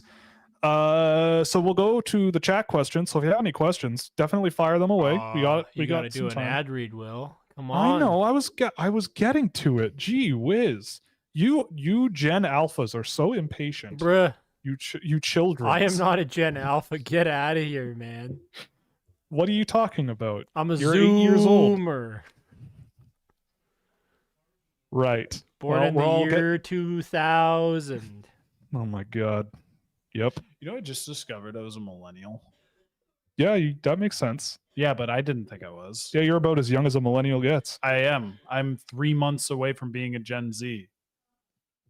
My whole Welcome life to the got party, turned buddy. upside down when I realized that technically I qualify for millennial memes and like all the just bashing that they deservedly get. I was like, millennials. What did we do? You're part of them. What do you mean they? What did we do? I don't know. Just be old. Oh, but right. Like, yeah, because that won't happen. The next generation, like the Gen Zs will get bodied by the next generation, as always will be, and then. But like, I don't know. We loved Gen X. I remember being young, and everybody thought Gen X was so cool. They had like grunge and like hair metal. They hate you. Well, it's so funny. I don't care if they hate My us. parents We hate loved you. them. Well, I hate your parents. I don't know. Wow, man. Like, cool. Your parents hate millennials. Cool. What else is new? But dude, no, we loved Gen X. We thought they were the coolest. They had all the fun. They had all the dirty music and all the fun drugs, and they had tons of good stuff. Yeah, well, the Gen Zs did not. I was there. I when I was. Hey, you're not. We don't claim you. We don't claim you. Yeah, well, Sam. I understand. I kind of feel like I just lost. Like I'm in no man's land. Millennials are just like, yeah, you talked too much. We don't accept you. And now the Gen Zs are like, you fraud, and it's just like, all right. Well, that's fair. Yeah, that's a little fair. Yeah. But yeah, we are a yappy bunch. See what you're watching. But anyway, let's do an ad read and then we'll go into the chat questions. So we're brought to you by Fanatics. You can use our affiliate link in the description or scan the QR code in the stream to provide a small kickback to the show on anything you buy. We're also brought to you by Puck Preps, which we were just talking about a little bit, where you can get all your NCAA and CHL prospect needs from across North America. Or you could support us by going to fractalhockey.com and checking out Fractal Hockey Consulting, which is my business for hand-tracked targeted player analysis and recruitment packages for the NCAA, Europe, and beyond. And of course, Scouching.ca, which is, of course, the site that I run with my friend and producer, AJ, to basically subscribe there and get exclusive access to data tools, as well as tons of insight into draft prospects and players making their mark in the NHL. I am working on a blog post with some of the data that I've tracked, with some fun storylines that you could tell with the database that I've built. Luke Misa is involved. Mr. Sam, Luke Misa, a on-paper good hockey player. Yep. Trade your picks and get Luke Misa and Teddy Stiga in the second round, and I think you're going to have a nice day. I would be very happy with that. It wouldn't be so bad, eh? I mean, they could have done the same. A number of teams could have done the same thing and got, say, like Seamus Casey and Cole Hudson and just gone full send. But Wayne Hudson. Here we are. Here we are. But anyway, let's get to some of these inquiries or statements that we can look at. David Phillips jumped in right away with some stuff that makes no friggin' sense to me. I thought you were going to talk about the one where he's trying to get you. Well, we'll get to that. You see thoughts on... Yeah. We'll get there. Nice try, David. Sack. Yeah, nice try. I don't know him at all. What? I don't know Lick Masak. I'm not familiar with his game. What was the tweet that he said? I don't know. Yeah, I don't know him. I don't know Lick Masak. That's great. Oh God. I mean, I can't judge. I'm not familiar with your game. Sorry. Yeah, I can't judge. I've gotten got a few times. I've gotten got over the years a few times. Insider's brother. Yeah, exactly. Cayman cider? Yeah, that one's Now pretty we're great. Wait, did you get Yeah. bodied? Yeah, I got Yeah, bodied. you got bodied. When? That one got me. When did that happen? Oh, like 2 years ago, maybe? Oh my goodness. 3 years ago? I something like hope that. that Something like that. person is watching this because excellent. Yeah, it was a great plus. one. I Oh, yeah. actually would have gotten got As by soon that. as I said it, I was like, oh. You're Whoops. like, oh, gross. Yeah, yeah, I think that's what I said. Oh, gross. Oh, God. Anyway, finally, we'll get to some questions. We do take our work seriously sometimes. Yeah. Last week, it was reported that Danila Yurov was going to go to the NHL next season, but today it sounds like he signed for another year in the KHL, and I'm bummed. Well, Big sad. yeah, it sucks. I've watched Danila Yurov a bit this year. He's definitely a lot better at like everything. And he's sort of a guy that just kind of slots in really well. I don't know if you've seen much of him this year. Not this year. Watched him at the end of last year. Yeah. It was like, you've gotten better, but like, I don't think he's never- NHL ready. I never got the idea that like he was the player people thought he was. Like I remember just thinking this from day one when he was being considered a top 5 guy early in the 2022 draft campaign. It was like Yeah. people were slotting him in at 5th and 6th, and I was watching Yurov and I was like, Yeah, he's not really doing anything. he He did get a lot better. I just don't. Has he added like this aggressive attack style yet? well, I think he's playing a lot smarter. Like he's getting into space a lot better. Shots are getting off quicker. He's making his decisions quicker. You know, he's a Yeah. bit stronger. Like it's all better. I don't think he's NHL ready, so I wouldn't be too bummed about him not being in the NHL next year. He's only what, 20? He's got to be 21 at the most, name- but I'm pretty sure his- he's just 20. His name is not Dabuka. Danila Yurov. My fingers were shifted a key. Danila Yurov is 20. So he'll be turning 21 in December. There's no rush. And generally, KHL players don't come to North America to play in the AHL. That's generally not their idea Yeah, he of a was good time. probably not someone you wanted to like throw into the lineup just to throw in the lineup. Yeah. like, And there's no rush. It's Minnesota, you know. Yeah. You're probably going to have another year where it's not going to be super great, yeah, you know. But I mean, I think I read somewhere that next year Marat Kuznetsov might be coming over, which could be a nice boost. But I don't know if that's been confirmed, but I think it was out there. let him Marat developed and is a good player. Last time I watched him over there, I was like, wow, look at him. Yeah. Like if it's another year, so be it. Instead of getting him at 20, he'll be 21. Yeah, Boo hoo. it's not going to make a difference. If Danila Yurov was a big difference maker for Minnesota next year, they weren't in a good position. Yeah. So like in those positions, it's usually better to take the conservative route with the prospect. Yep. Leave him over there. Leave Exactly. Liam Ogren over there. I mean, there's no talk about Ogren coming over, but like Ogren's like what, hurt? He was. He's playing. He's now. been playing. He's been pretty injured. Like, just let those guys stay over there. Huh. They had No a good rush. 22 draft. No need to rush it. Yeah. People always forget how slowly time also passes. Like it goes quickly, but also feels really slow. Like it wasn't that long ago Danila Yurov was drafted, right? Like Yeah, it has not even been 24 months. Yeah. And kids take a while to become like grown hockey men. yeah, it'll be okay. Yeah. One day. Yurov is 100% going to play and he'll be a good player. Yeah. I don't know if he'll be a star, but he'll be a good player. You'll It'll be be happy to all- have him in the lineup. It'll be all good and all okay. Also, great display picture there, Sean. Milhouse is probably one of the best Simpsons characters. Millpool. Yeah. I don't know. Who's your top Simpsons character? If you had to go to a bar with one Simpsons character, child or adult. Who are you taking? Am I allowed to say Frank Grimes? Of course you can. Sure. He's just, it's like the You would take the normal person? Nah, I think I would take Hank Scorpio. Hank Scorpio. Interesting. Yeah. All right. I'm I basic. feel like that's the guy you bring. You're basic? I'm going Bart. Bart, eh? Bart's my I guy. mean, You Bart's a would, because you're a classic. little poo-poo disturber. Exactly. You're a little where do you poo-poo think I disturber, so learned to be? That's true. You took after Bart Simpson? Oh yeah. If not, Ralph. Ralph Martin Prince. Yeah. Hi, Super Nintendo Chalmers. I'm learning. Oh God. Oh, anyway. Actually, you know what? Millhouse is a really good answer. The more I keep thinking about it, the more I'm realizing maybe the answer is. I feel he'd be really boring. My Steam name was Millpool with a picture of the cast that signed Millpool. That's For true. like a solid 5 months. Yeah. I'd probably take Nelson Muntz because my drinks would probably all be free. He'd probably just threaten the bartender and I'd get free drinks. Yeah. I don't know. Actually, I feel like he'd be a pretty bad person to hang out with. I Nelson feel Muntz. like he would just just laughed at the tall guy in the car, which He's- I grew up watching that episode. Now I am the tall guy. That's in true, the you're car, that and guy. I'm like, you don't think there's something funny about the way I drive my automobile? That's a good replication of that guy. That's good. Do you guys want to just do Um, Simpson impressions the rest of the show? Absolutely. Look at AJ. Laugh Stupid at AJ. Flanders. Everybody point and laugh. Wave to the people. Blow them kisses. Nelson Muntz definitely grew up to be one of those dudes in sunglasses in their pickup truck with the hats on that write angry tweets at people. And He have definitely, angry F Trudeau. yeah, he definitely grew up to be one of those people for sure.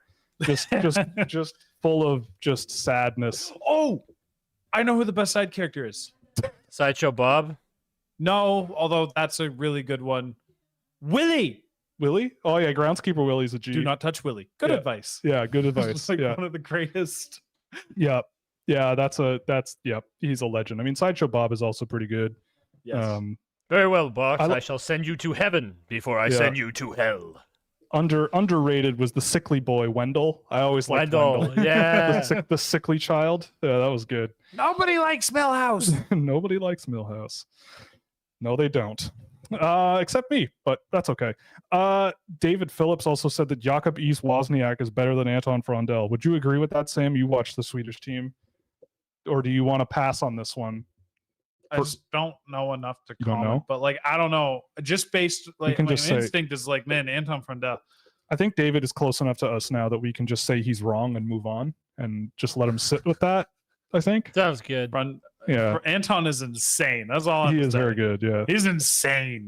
Someone asked if AJ has actually listened to the band Korn yet. No, I have not registered. God.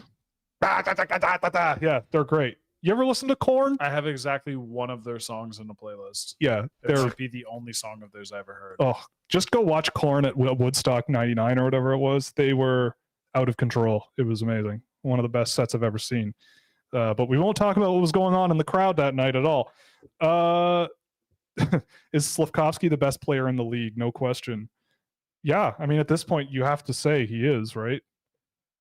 He's got a Hart Trophy. That Yeah, says he's gonna yes. win. No, what do you Yeah. mean win? He's gonna literally carry the Montreal Canadiens on his back all the way to the Stanley Cup final, and they're gonna sweep the Boston I Bruins. was at the 2022 draft, and I can confirm the news story. When Slavkovsky walked off the stage, Bettman had the Hart Trophy with him, and he just gave it to him. His name was already etched on it. Yeah. Yeah, there was a typo. That's Yeah. the only reason why I didn't like post it. It said Slatkovsky. Yeah. Oh God. Hey, whatever. You got to have your weekly Yuri Slavkovsky message on mention on this show. Do I give? Yeah, he's there's replaced got to be Vasily another. Is there another Podkolzin for Slavkovsky you. question? You what? Is there another Slavkovsky question? No, I don't No, think I don't. so. I don't think so. Okay, then I will say, like, I watched a bit more of him lately, and I watched more Habs games. He is getting like, he's a really good player. Like, he's got really good things in his game. I know people were losing, over the toe drag goal, and it was a nice goal. Like, there's like the pieces are all starting to come in play. his off puck play is a lot better. His puck pursuit is just kind of getting to a point where I'm like, oh man, he's like hounding on dudes. He plays extremely confident. He does not seem to shy away from, like, he's having a big, like, almost plays with FU energy to everyone who doubted him last year, including like us, I guess, since everyone thinks that we hate him and want him apparently to like be terrible. Nick Robertson's better. I mean, when you play 39 games on pace for 20 points, you have to respect the guy, you know?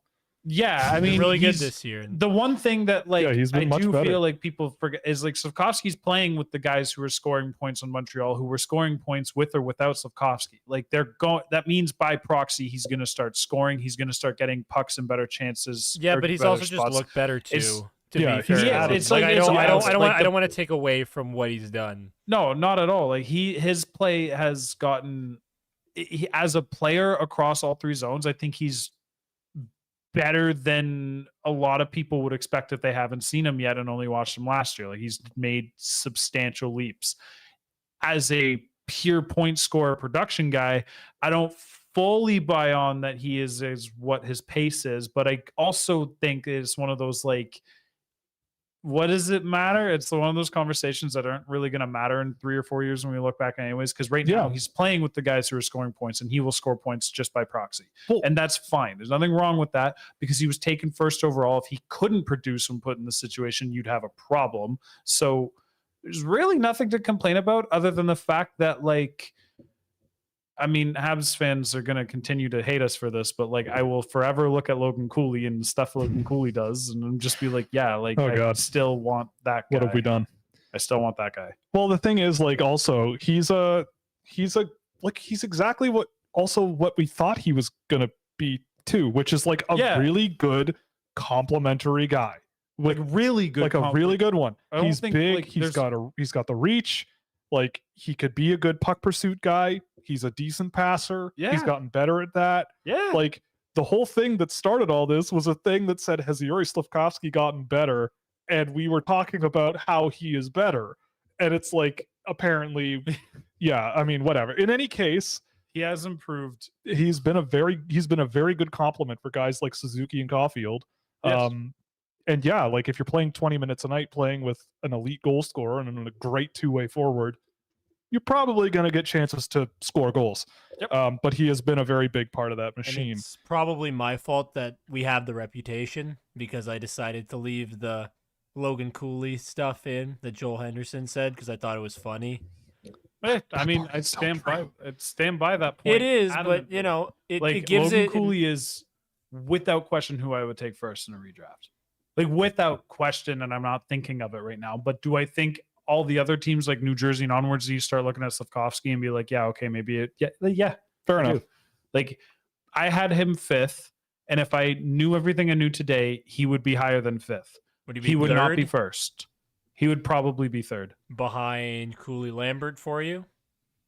Yes, only because when I watched Brad Lambert the last time, I was like, oh, Lord, boy, when you reach the NHL, you were actually going to be what I thought you were. I can't believe it. He's actually going to do it. He's in the AHL, he is unstoppable. Like he looked better in his game for Manitoba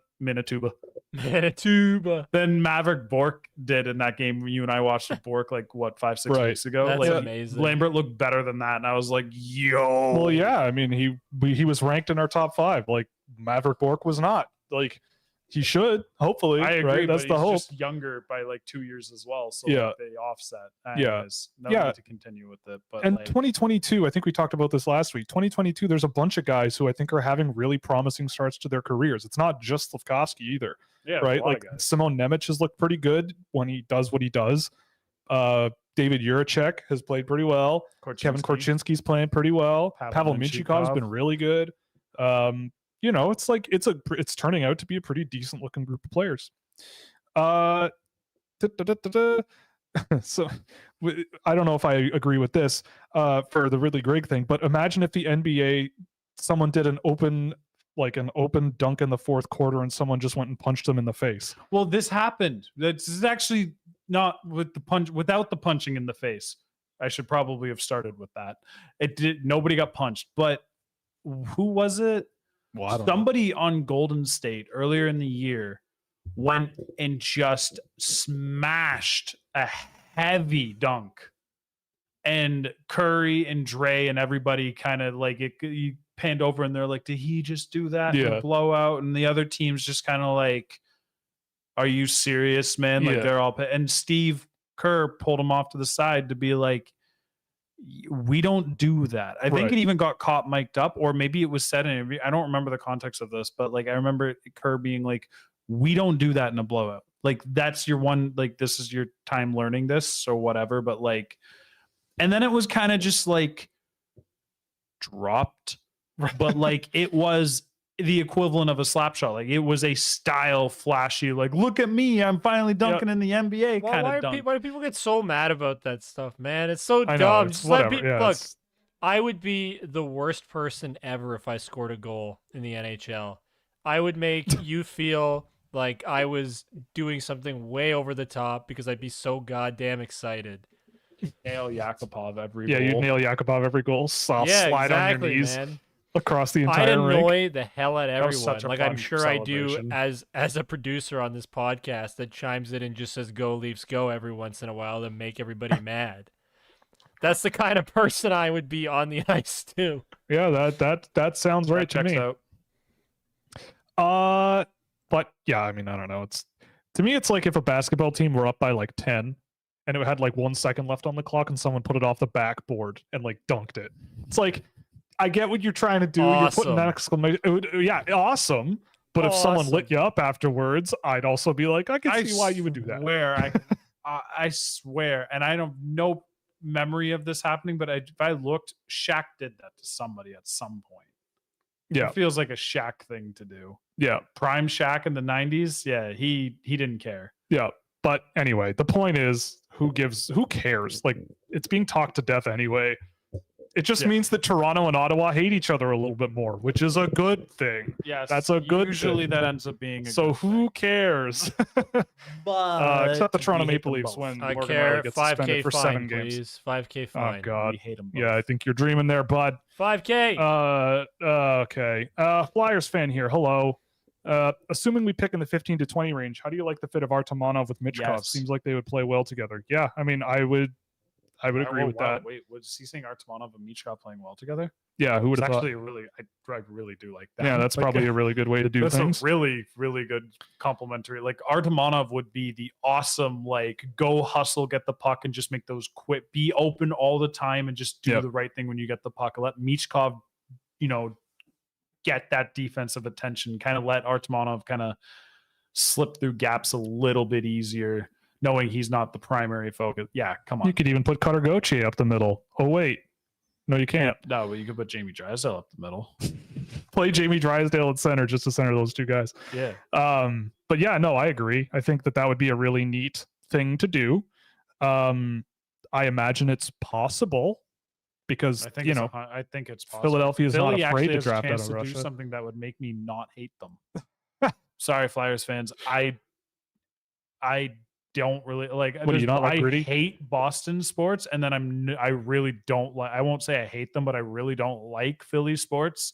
Sixers and Raptors rivalry. The Flyers Habs series in like 2020, 2019, whenever that was. The weird one. That was a really not ideal, not fun. I mean, I can take a L. I ain't a sore loser. They won, but like by the end of that one, I don't normally look at the other team that we just played in the playoffs and go like, wow, I hate all of your fans. Yeah, but like there's something about that one and some of the stuff that I read, which I will not repeat here. Where I was like, oh my God, yeah, I've never seen this. This is insane. I will never, ever, ever hate anything about a team that has Gritty as their mascot. I just But there's the Flyers have this little slight more appeal to them than the rest of Philly sports does. I don't know what it is. It's Gritty. I think it's Gritty. It's yeah, they've got Gritty. It's single-handedly Gritty. Yeah, single-handedly. Whatever Gritty is, but if he's got paws, hands, whatever one of those are, I don't know. Like, what is Gritty a mammal? I guess because he has hair. But anyway, I don't know. I don't know. I feel like this is dark. This is a dark area to go or exploring. What is Gritty? Also, I was reading the chat and I just saw a thing that kind of blew my mind. It is Alex Galchenyuk's birthday today. He's turning 30. I thought he was way older than that. But yeah, Alex Galchenyuk just turned 30 today. So that's weird. What? Yeah, I thought he was like 34, 35 years old. But nope, he's still a pretty Bro, young I guy. thought he was like 26. Oh, no, he's 30. I don't know. That just shows how old I am. Anyway, why do the nerds really like Berkeley Catton, but the hockey guys have him after 10th? Because he's small. I feel like you answered this Alex question every single Galchenyuk is week. 30? What? Alex Galchenyuk is 30? Oh, God. Yeah, I don't know why I brought this up. But yes, he is. I'm not lying to you. God. But to answer the question, Berkeley Catton is really, really good at a lot of things that don't get overly praised from hockey evaluators when other players who do things similar but not as well as him but are bigger kind of so Catton just doesn't pass like the skating ability size threshold that like you must to become a top 5 pick. Otherwise you're always going to be in that like 8 to 15 range in the NHL. Like he'll fall for the same reason Zach Benson fell, I guess. Like it's similar to Marco Rossi in a way, where you saw Marco Rossi, who every time he stepped on the ice, you were like, yeah, that's a good, do that again. Okay, you did that every again. time. Every time he stepped on the ice. Every single time. But it's like, but he's 5'10", 5'9", and he's not the fastest guy in the world. And, in terms of just if you give him the puck in the offensive zone and he shoots it, like I know Berkeley Catton has 37 goals, but he's not I don't think he's a devastating shooter that can sort of score from anywhere. He's just excellent with his timing on shots. Like he gets shots off when you aren't really expecting them. He also is just really good at sliding into pockets of space where it's like you don't need a resounding shot to score when there's no one around you and you have the time to like mislead the goalie to go one way and then change the angle on the release and stuff like that. Yeah. He's also like he's a skilled shooter too. He's just not a powerful shooter. But he is a skilled, deceptive shooter. Like he's got a release that's kind of hard to read sometimes. Yeah, he's scoring 37 goals for a reason, right? Yeah, like he's just a really, really good player. Like but it's hard to. I think it's like the way I see it too with people who are sort of in that industry where it's like a little different because it's your job. It's like if you have any concerns about a guy that you're drafting, like top 3, like for us. I don't think we would have that many concerns about Berkeley Catton at all because we don't really care that much about the things that hockey industry people care so much about. Yeah, to think that I'm confident enough to walk up to a podium and take him. Yes, I am too. But I think people look at it and go, 5'9", 5'10" center, not a guy who's Connor McDavid. Is he really going to be able to move the needle if he lines up against an Austin Matthews, right? Which I think he could. I think he'd be surprisingly effective. I think he could, but I don't think he would win the matchup. But then again, like if that's the standard, like the whole draft is very few win that matchup. Yeah, very few. And win Adam that matchup. Fantilli did a good job in his rookie year. Yes, we know. We know you like him. Like it can happen. Like there are times where and I think Berkeley Catton could do that, and that's a guy. And I'm a guy who loves Matthews. Fantilli does it a lot. I don't want to like over focus on this one, but Fantilli does it a lot with his like reach. Yes. Like it goes into the hockey man thing where like a hockey man can look at Fantilli and see how he matched up with Matthews in year 1 and go, in 5 years, this dude is going to be a monster of a player. Whereas like Catton next year would be shredded by Austin, like just ripped to pieces. I do have a trivia question that is sort of up this alley for you. I'm curious of what your answer would be. But Zane Parik is on pace for 100 points this year. He would be the first OHL draft eligible defenseman to hit 100 points in a season since 1982. What current NHL coach is the last player to score 100 points as a defenseman in a draft eligible season? I feel like this should have as soon as you said NHL coach, I was like, I should know this. I should know. I mean, we don't have the time. I was very surprised. Yeah, I know, but it's Bruce Cassidy. Because I wasn't saying. I know, but Bruce Cassidy was the last player to do what Zane Parik might do in the OHL this year, and it was 40 years ago. So there's that little Nuts. tidbit. I was a bit surprised about that. So 100 points for a defenseman is quite the achievement. So we'll see if he gets there. But anyway, we can go on to the next questions. Damn. Thoughts on Gabriel Eliasson? I think he should be a lock for the top 5. Okay, that's a joke. But I have seen Gabriel Eliasson a few times this year. I don't know if you have. Not really. I was told passing. someone slid into my DMs to say that 32 NHL teams were lining up to draft him, and that was in October.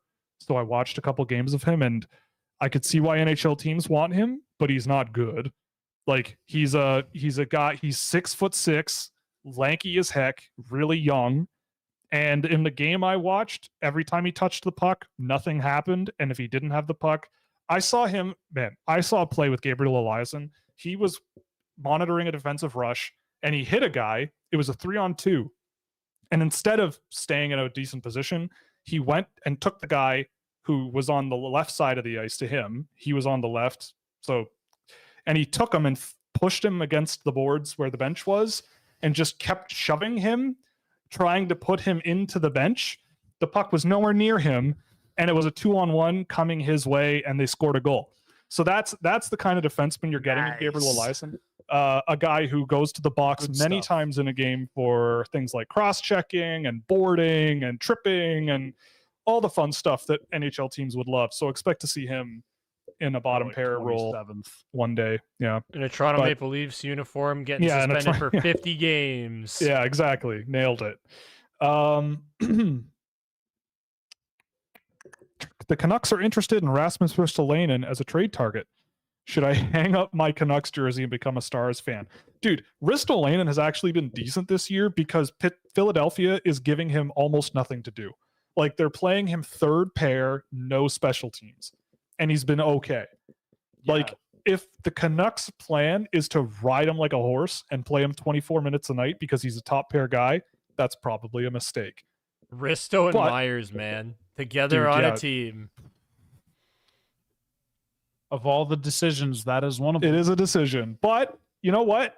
If the Canucks have magic fairy dust sprinkled all over them this season, and Ristolainen is more of that magic fairy dust down their lineup, then fine.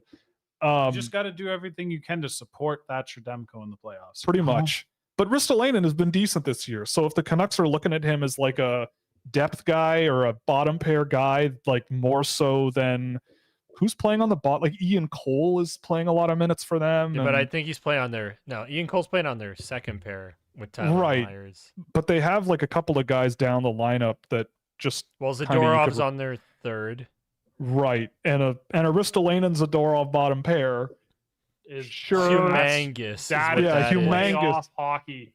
Oh my goodness! Humongous. You might as well just say if we're not trading for Risto, we're trading for Sherratt or something like that. Well, yeah, but I mean, yeah, wow. I mean, I don't know. I guess I get the memes about Ristolainen, but this year when he's been given a lot less responsibility, it's been working somewhat.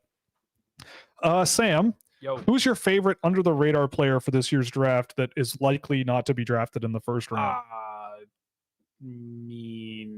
So under the radar, I'm not going to go Artemonov and Misa and them. They're not under the they're not under the radar for the listeners of this show. All right, well, say it with me in 3, 2, 1. Teddy Stiga? Well, I don't know. I was going to say Luke Osborne. You didn't say anything, but okay, we'll throw Luke Osborne out there. Like, that's my guy. All right. It's favorite, right? The question was favorite? Yep, favorite. Oh, I guess so. Favorite. Yeah, that's good. Yep, the word favorite does mean that. Like, Stiga is also like, I guess he's not, and that's the other thing. I see Stiga as someone who everyone should know, and a surprising amount of lists don't have Stiga pretty high. So it's like, okay, maybe so Stiga would probably be the answer from like who's the best of my favorite prospects. Yeah, but like Osborne's a really good player. I've watched Osborne with another person recently. A certain Mr. Mikael Holm, and he sat there and was like, this kid is sick. This mysterious person from another country. Yeah, he was like, this kid is sick. What time was Mikael up at watching that game with you? 6 a.m. It was probably like 7 p.m. for him at that point in time, but he and I stayed on a call till it was a lot later for him. So how much CS did you guys grind that night? a lot, and then in between games we were watching a lot of hockey players. It was an eventful day. That sounds like a fun night. It was. If I liked Counter-Strike, maybe I would have been there. Yeah, Will and I do Catan sessions. Yeah, I can't stand Counter-Strike. I think it's one of the most overrated video games ever, and that is because I'm salty and I suck at it. I was just about to say That's the only reason. I have no logical reason to dislike it so much. It's just because I suck so bad and I'm not getting any better, so I just gave up. I just gave up trying. Rocket League is the game that I still love Rocket League. Yeah, Rocket League still slaps pretty good. Everyone got too good. That's stopped true. Playing and didn't like keep my hands and skill up, and then started playing, and everyone's was way leveled up, and I was like, just hibbly. Just whatever you do, don't play with AJ. Play with me. It's amazing. No, don't. Wait, haven't I played with you before and you just drove into the like other people? Yeah, that's all I do. I go full demo, full what a save the entire time. We lost every single game by like a lopsided score. Yeah, but I had over an executioner medal every single game, so AJ, I was doing my role.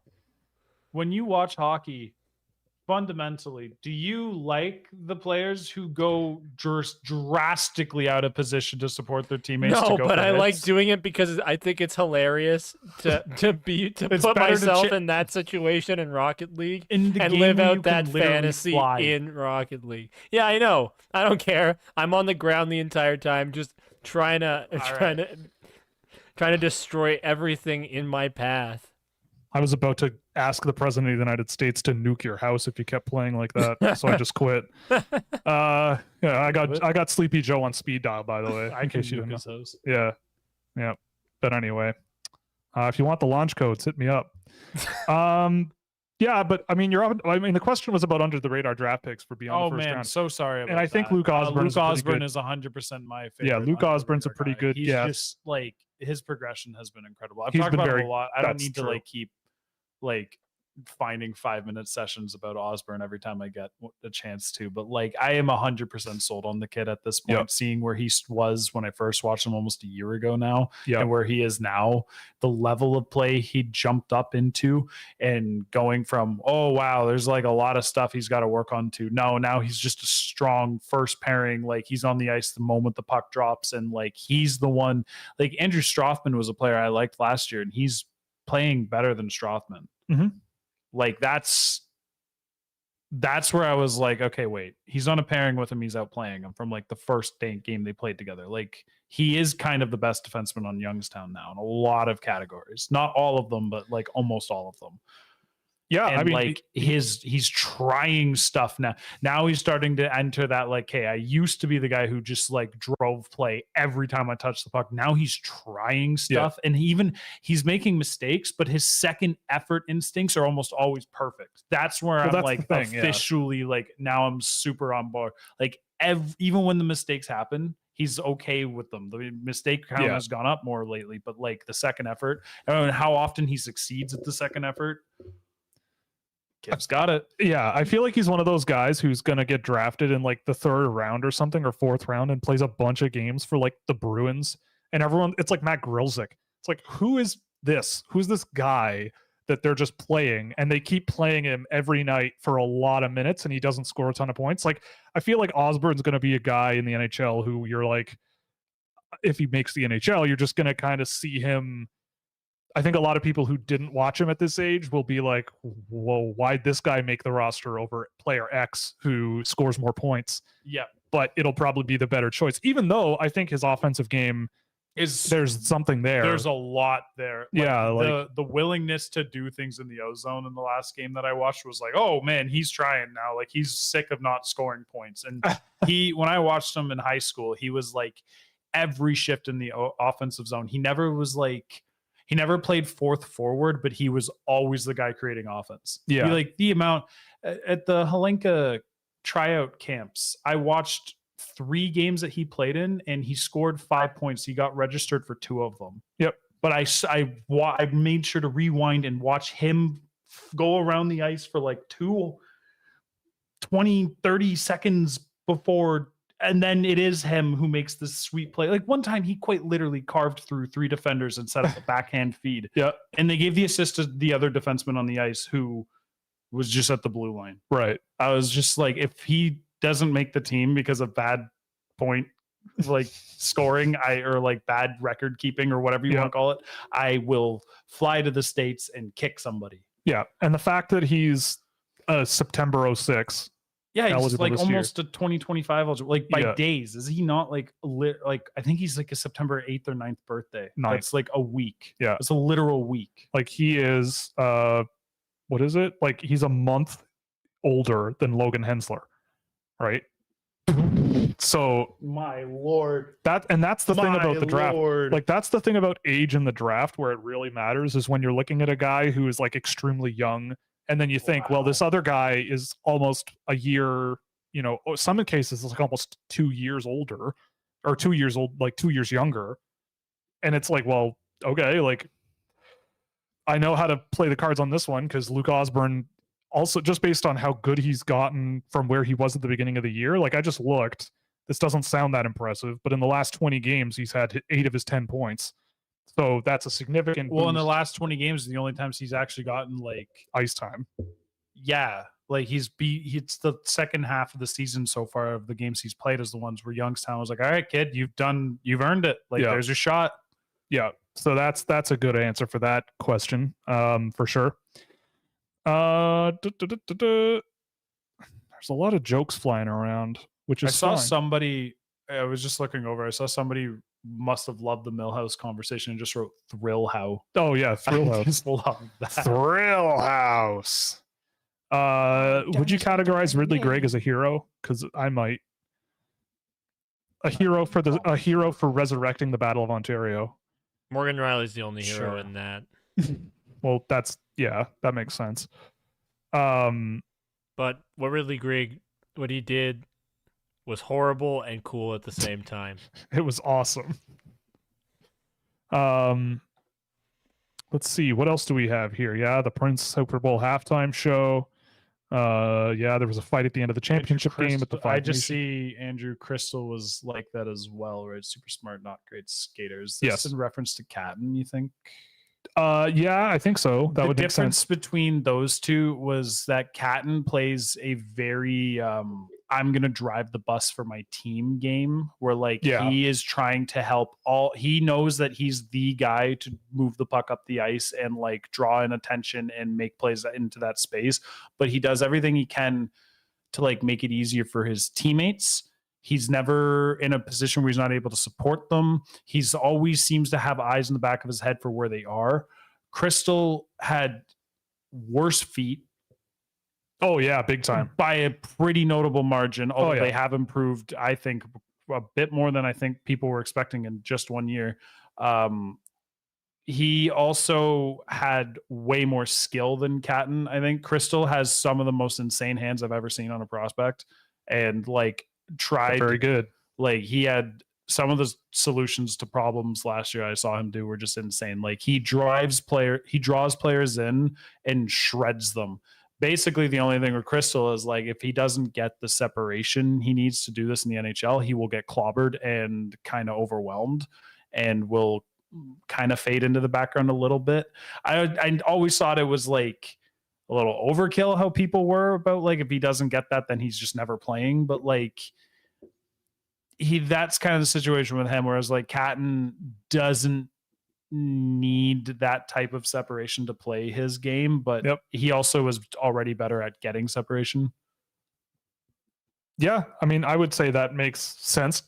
Crystal, I think, had more, I guess, like creativity. Yeah, you know, like he's like Catton is just super smart. Like it's just he kind of uses his skill to put the puck in the right spot to get the puck where it needs to be, whereas Crystal just is. You know, he'll fake you one way, fake another guy another way. He'll do it standing still generally, but that's okay. Yeah, he'll do it from a glide. And so honestly, in motion, he did some insane things. Yeah, I'm being reductive for sure. Andrew Crystal would just go, "Now watch this drive," for like every play. yeah. Now watch me hit this drive. Has there ever been a player where you guys fundamentally disagreed with each other, like completely different opinions? Probably. I'm looking at my 2022 list right now, and we had the thing is that we have a similar, like, what works is that we both kind of have a similar philosophy, so it doesn't really allow for like this dramatic of a difference in opinion, but where we rate players typically can differ quite a bit. We had a lot of, like, since you mentioned 2022, I think the biggest player that I stood on a hill for that, like, I know you weren't fully there on, was Eckland. Like, I was just like, always like, nah, I'm fully convinced on this one. Like, nobody can shake me from it. No one will I change was my with you mind. there, No one Sam. will. I was with you Yeah, there. you I kept trying to tell Will too. He's like, Like, I like Ugrin better. Those things like But do I can choose happen. between We the two. have those types of discrepancies sometimes. But for the Yeah. most, like this year, like I had Artemonov at like 5, and you were like, "What?"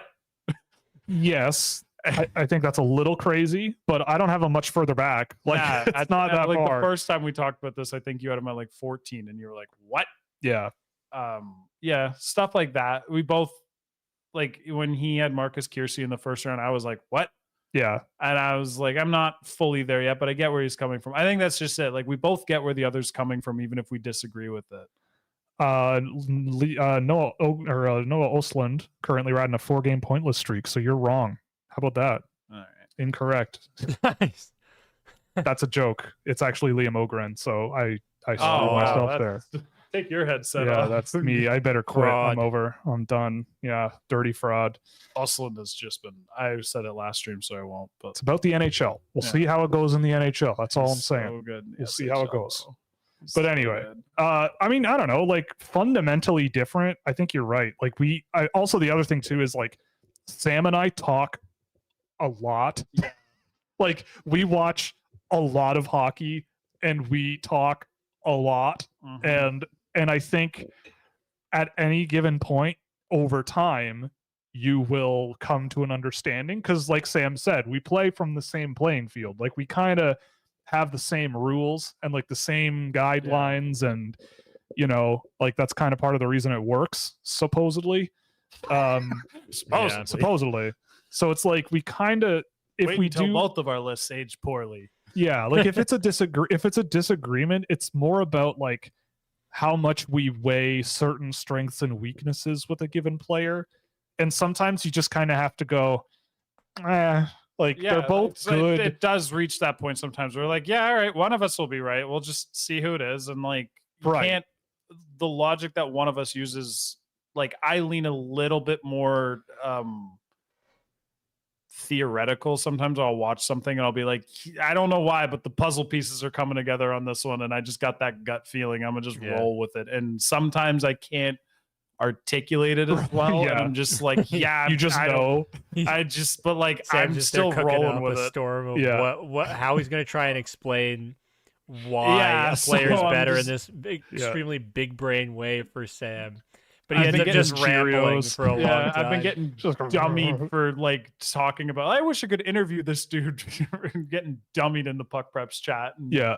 He's Yeah. just vibrating at his kitchen table trying to think of he just Yeah. can't get there. And I think had even some I'm in the interest- same camp with you guys. Where like I don't ever think we're ever. Anytime I'm like starting to watch the guys, like, and it's always Yeah. closer to the end of the year when the Leafs are out, because that's generally when my mind shifts.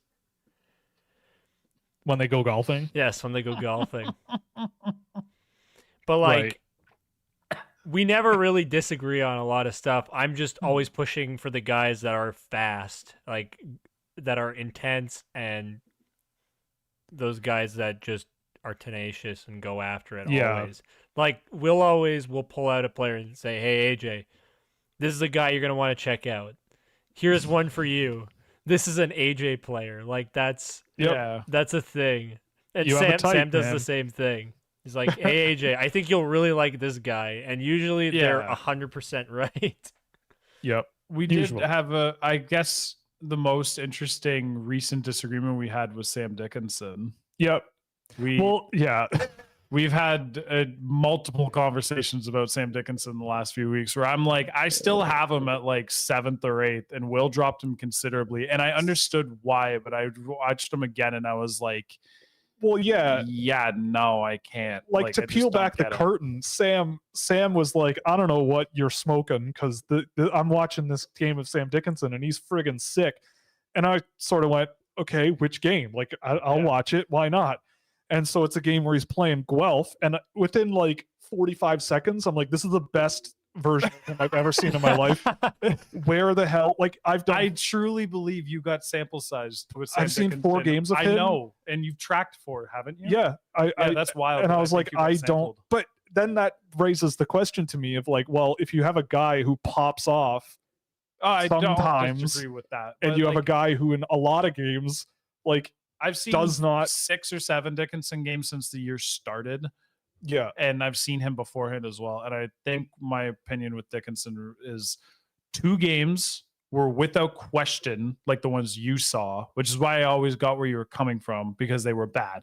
They were like uncontrolled puck here, uncontrolled puck there, lose this 50 battle here, get the puck and kind of delay and not do anything, and then like just kind of go, Right. and then it turns over. Lots of long passes to nowhere. And just a whole lot of, wow, what are you doing?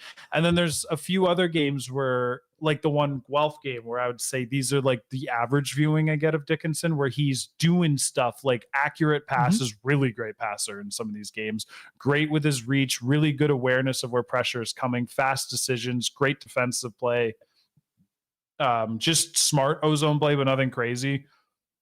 And I'm just like, he's just like a guy you can easily see playing in a top 4 in the NHL and just like making his impact everywhere.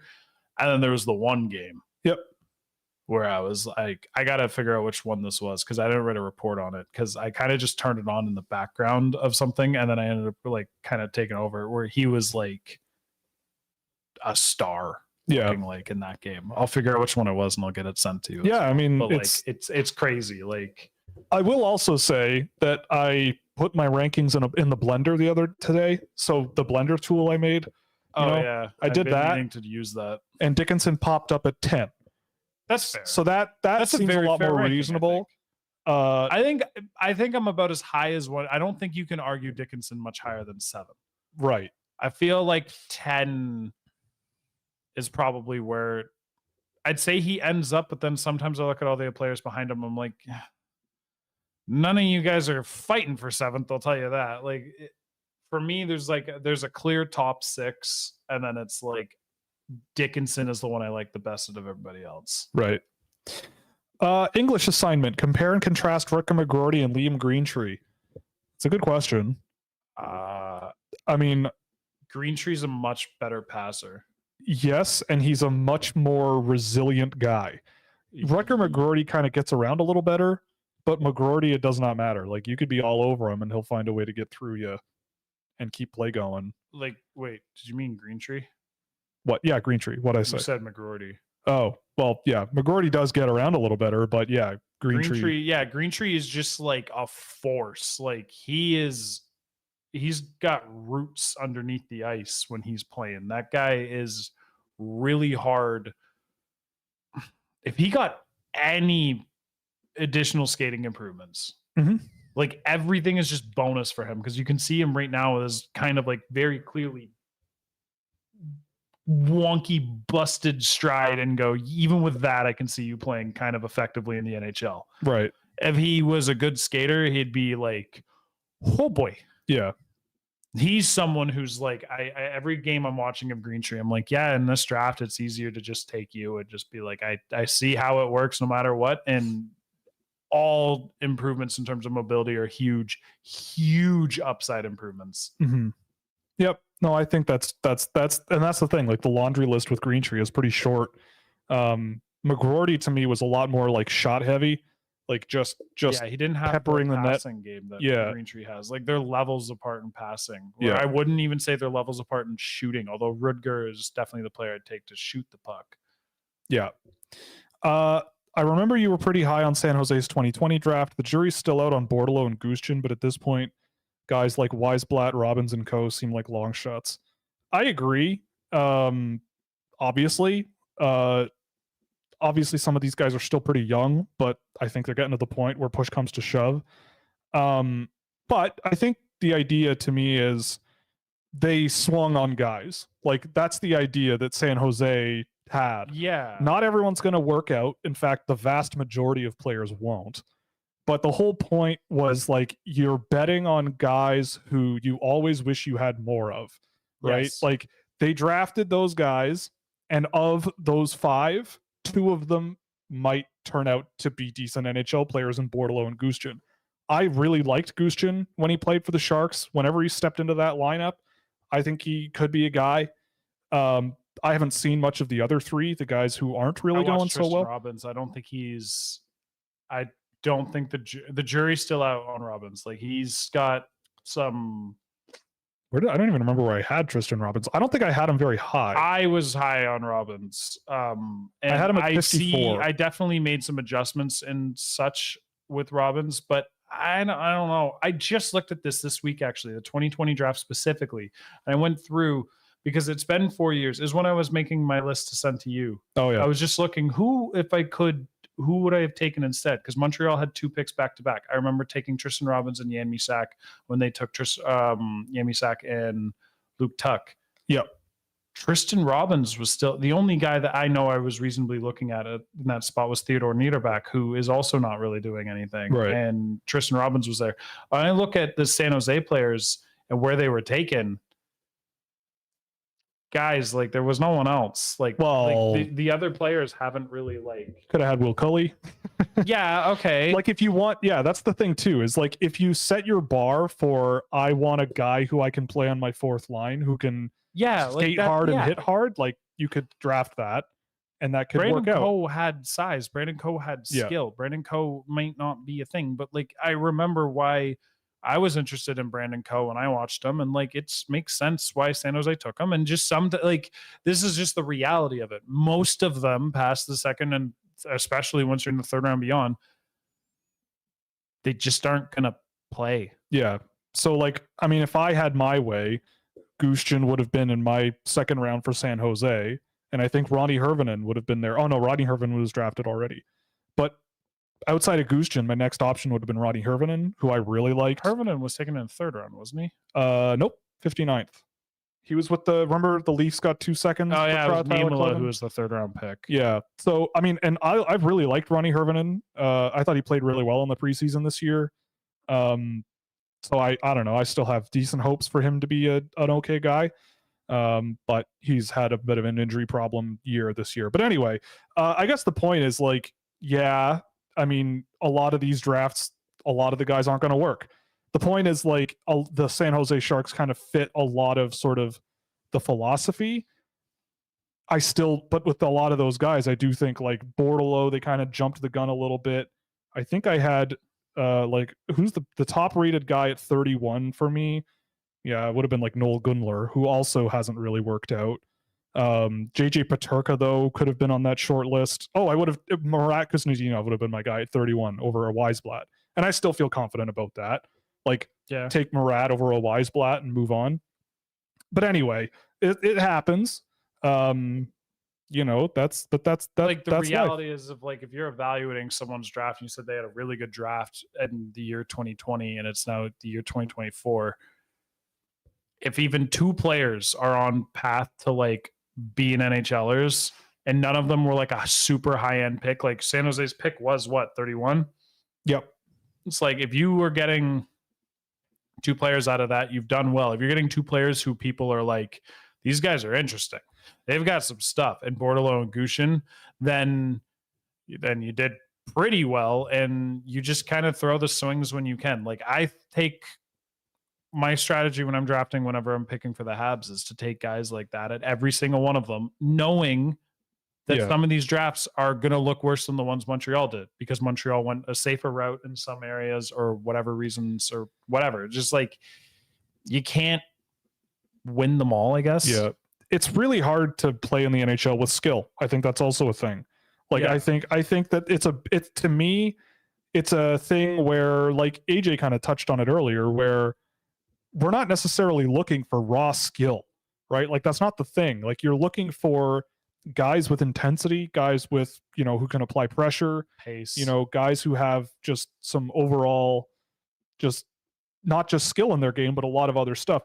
One guy that was pretty high on my board that I will need to go back and check up on is Noel Gunler, who I had pretty high, and he went in the second round and has not really turned out at all.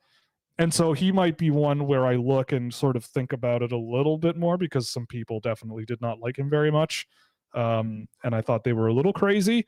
So it might be an interesting experiment to dig into on him, because he's the one that kind of sticks out to me. It's fun. Like once you're officially like 4 or 5 years after draft, you can finally like, we're still only like 3.5, but like this time next year, I want to start looking at the 2020 guys who I was high on that didn't work and start going like watch their film back and go, okay. Yeah. And the answer like a big project I'm looking, because 2020 is the first year where I have like a real like thing. Yeah. It's like I'm looking forward to this. I think we have to also agree that our answer can't just be they didn't develop well.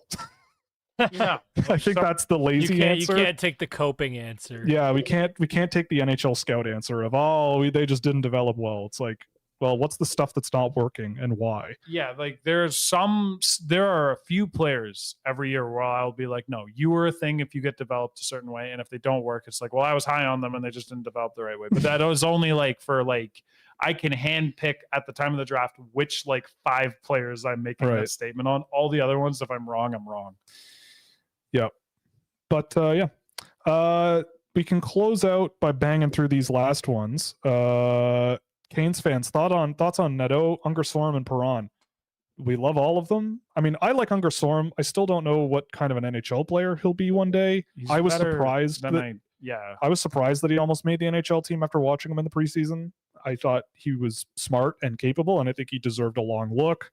But I thought it was a little crazy to give him that much of a chance, but whatever. I don't really care. It's preseason. Who cares? Yeah. Nadeau is awesome, and Jaden Perron is better than his points total. Yes, he is. We were watching it. Didn't we watch a game of his? I watched him. I don't think I think you were just in a call with me when I was watching him, and I was like narrating, and I was like, he's not, he's still Jaden Perron. He's like super close in a lot of spots, but he's just not like, he's small too.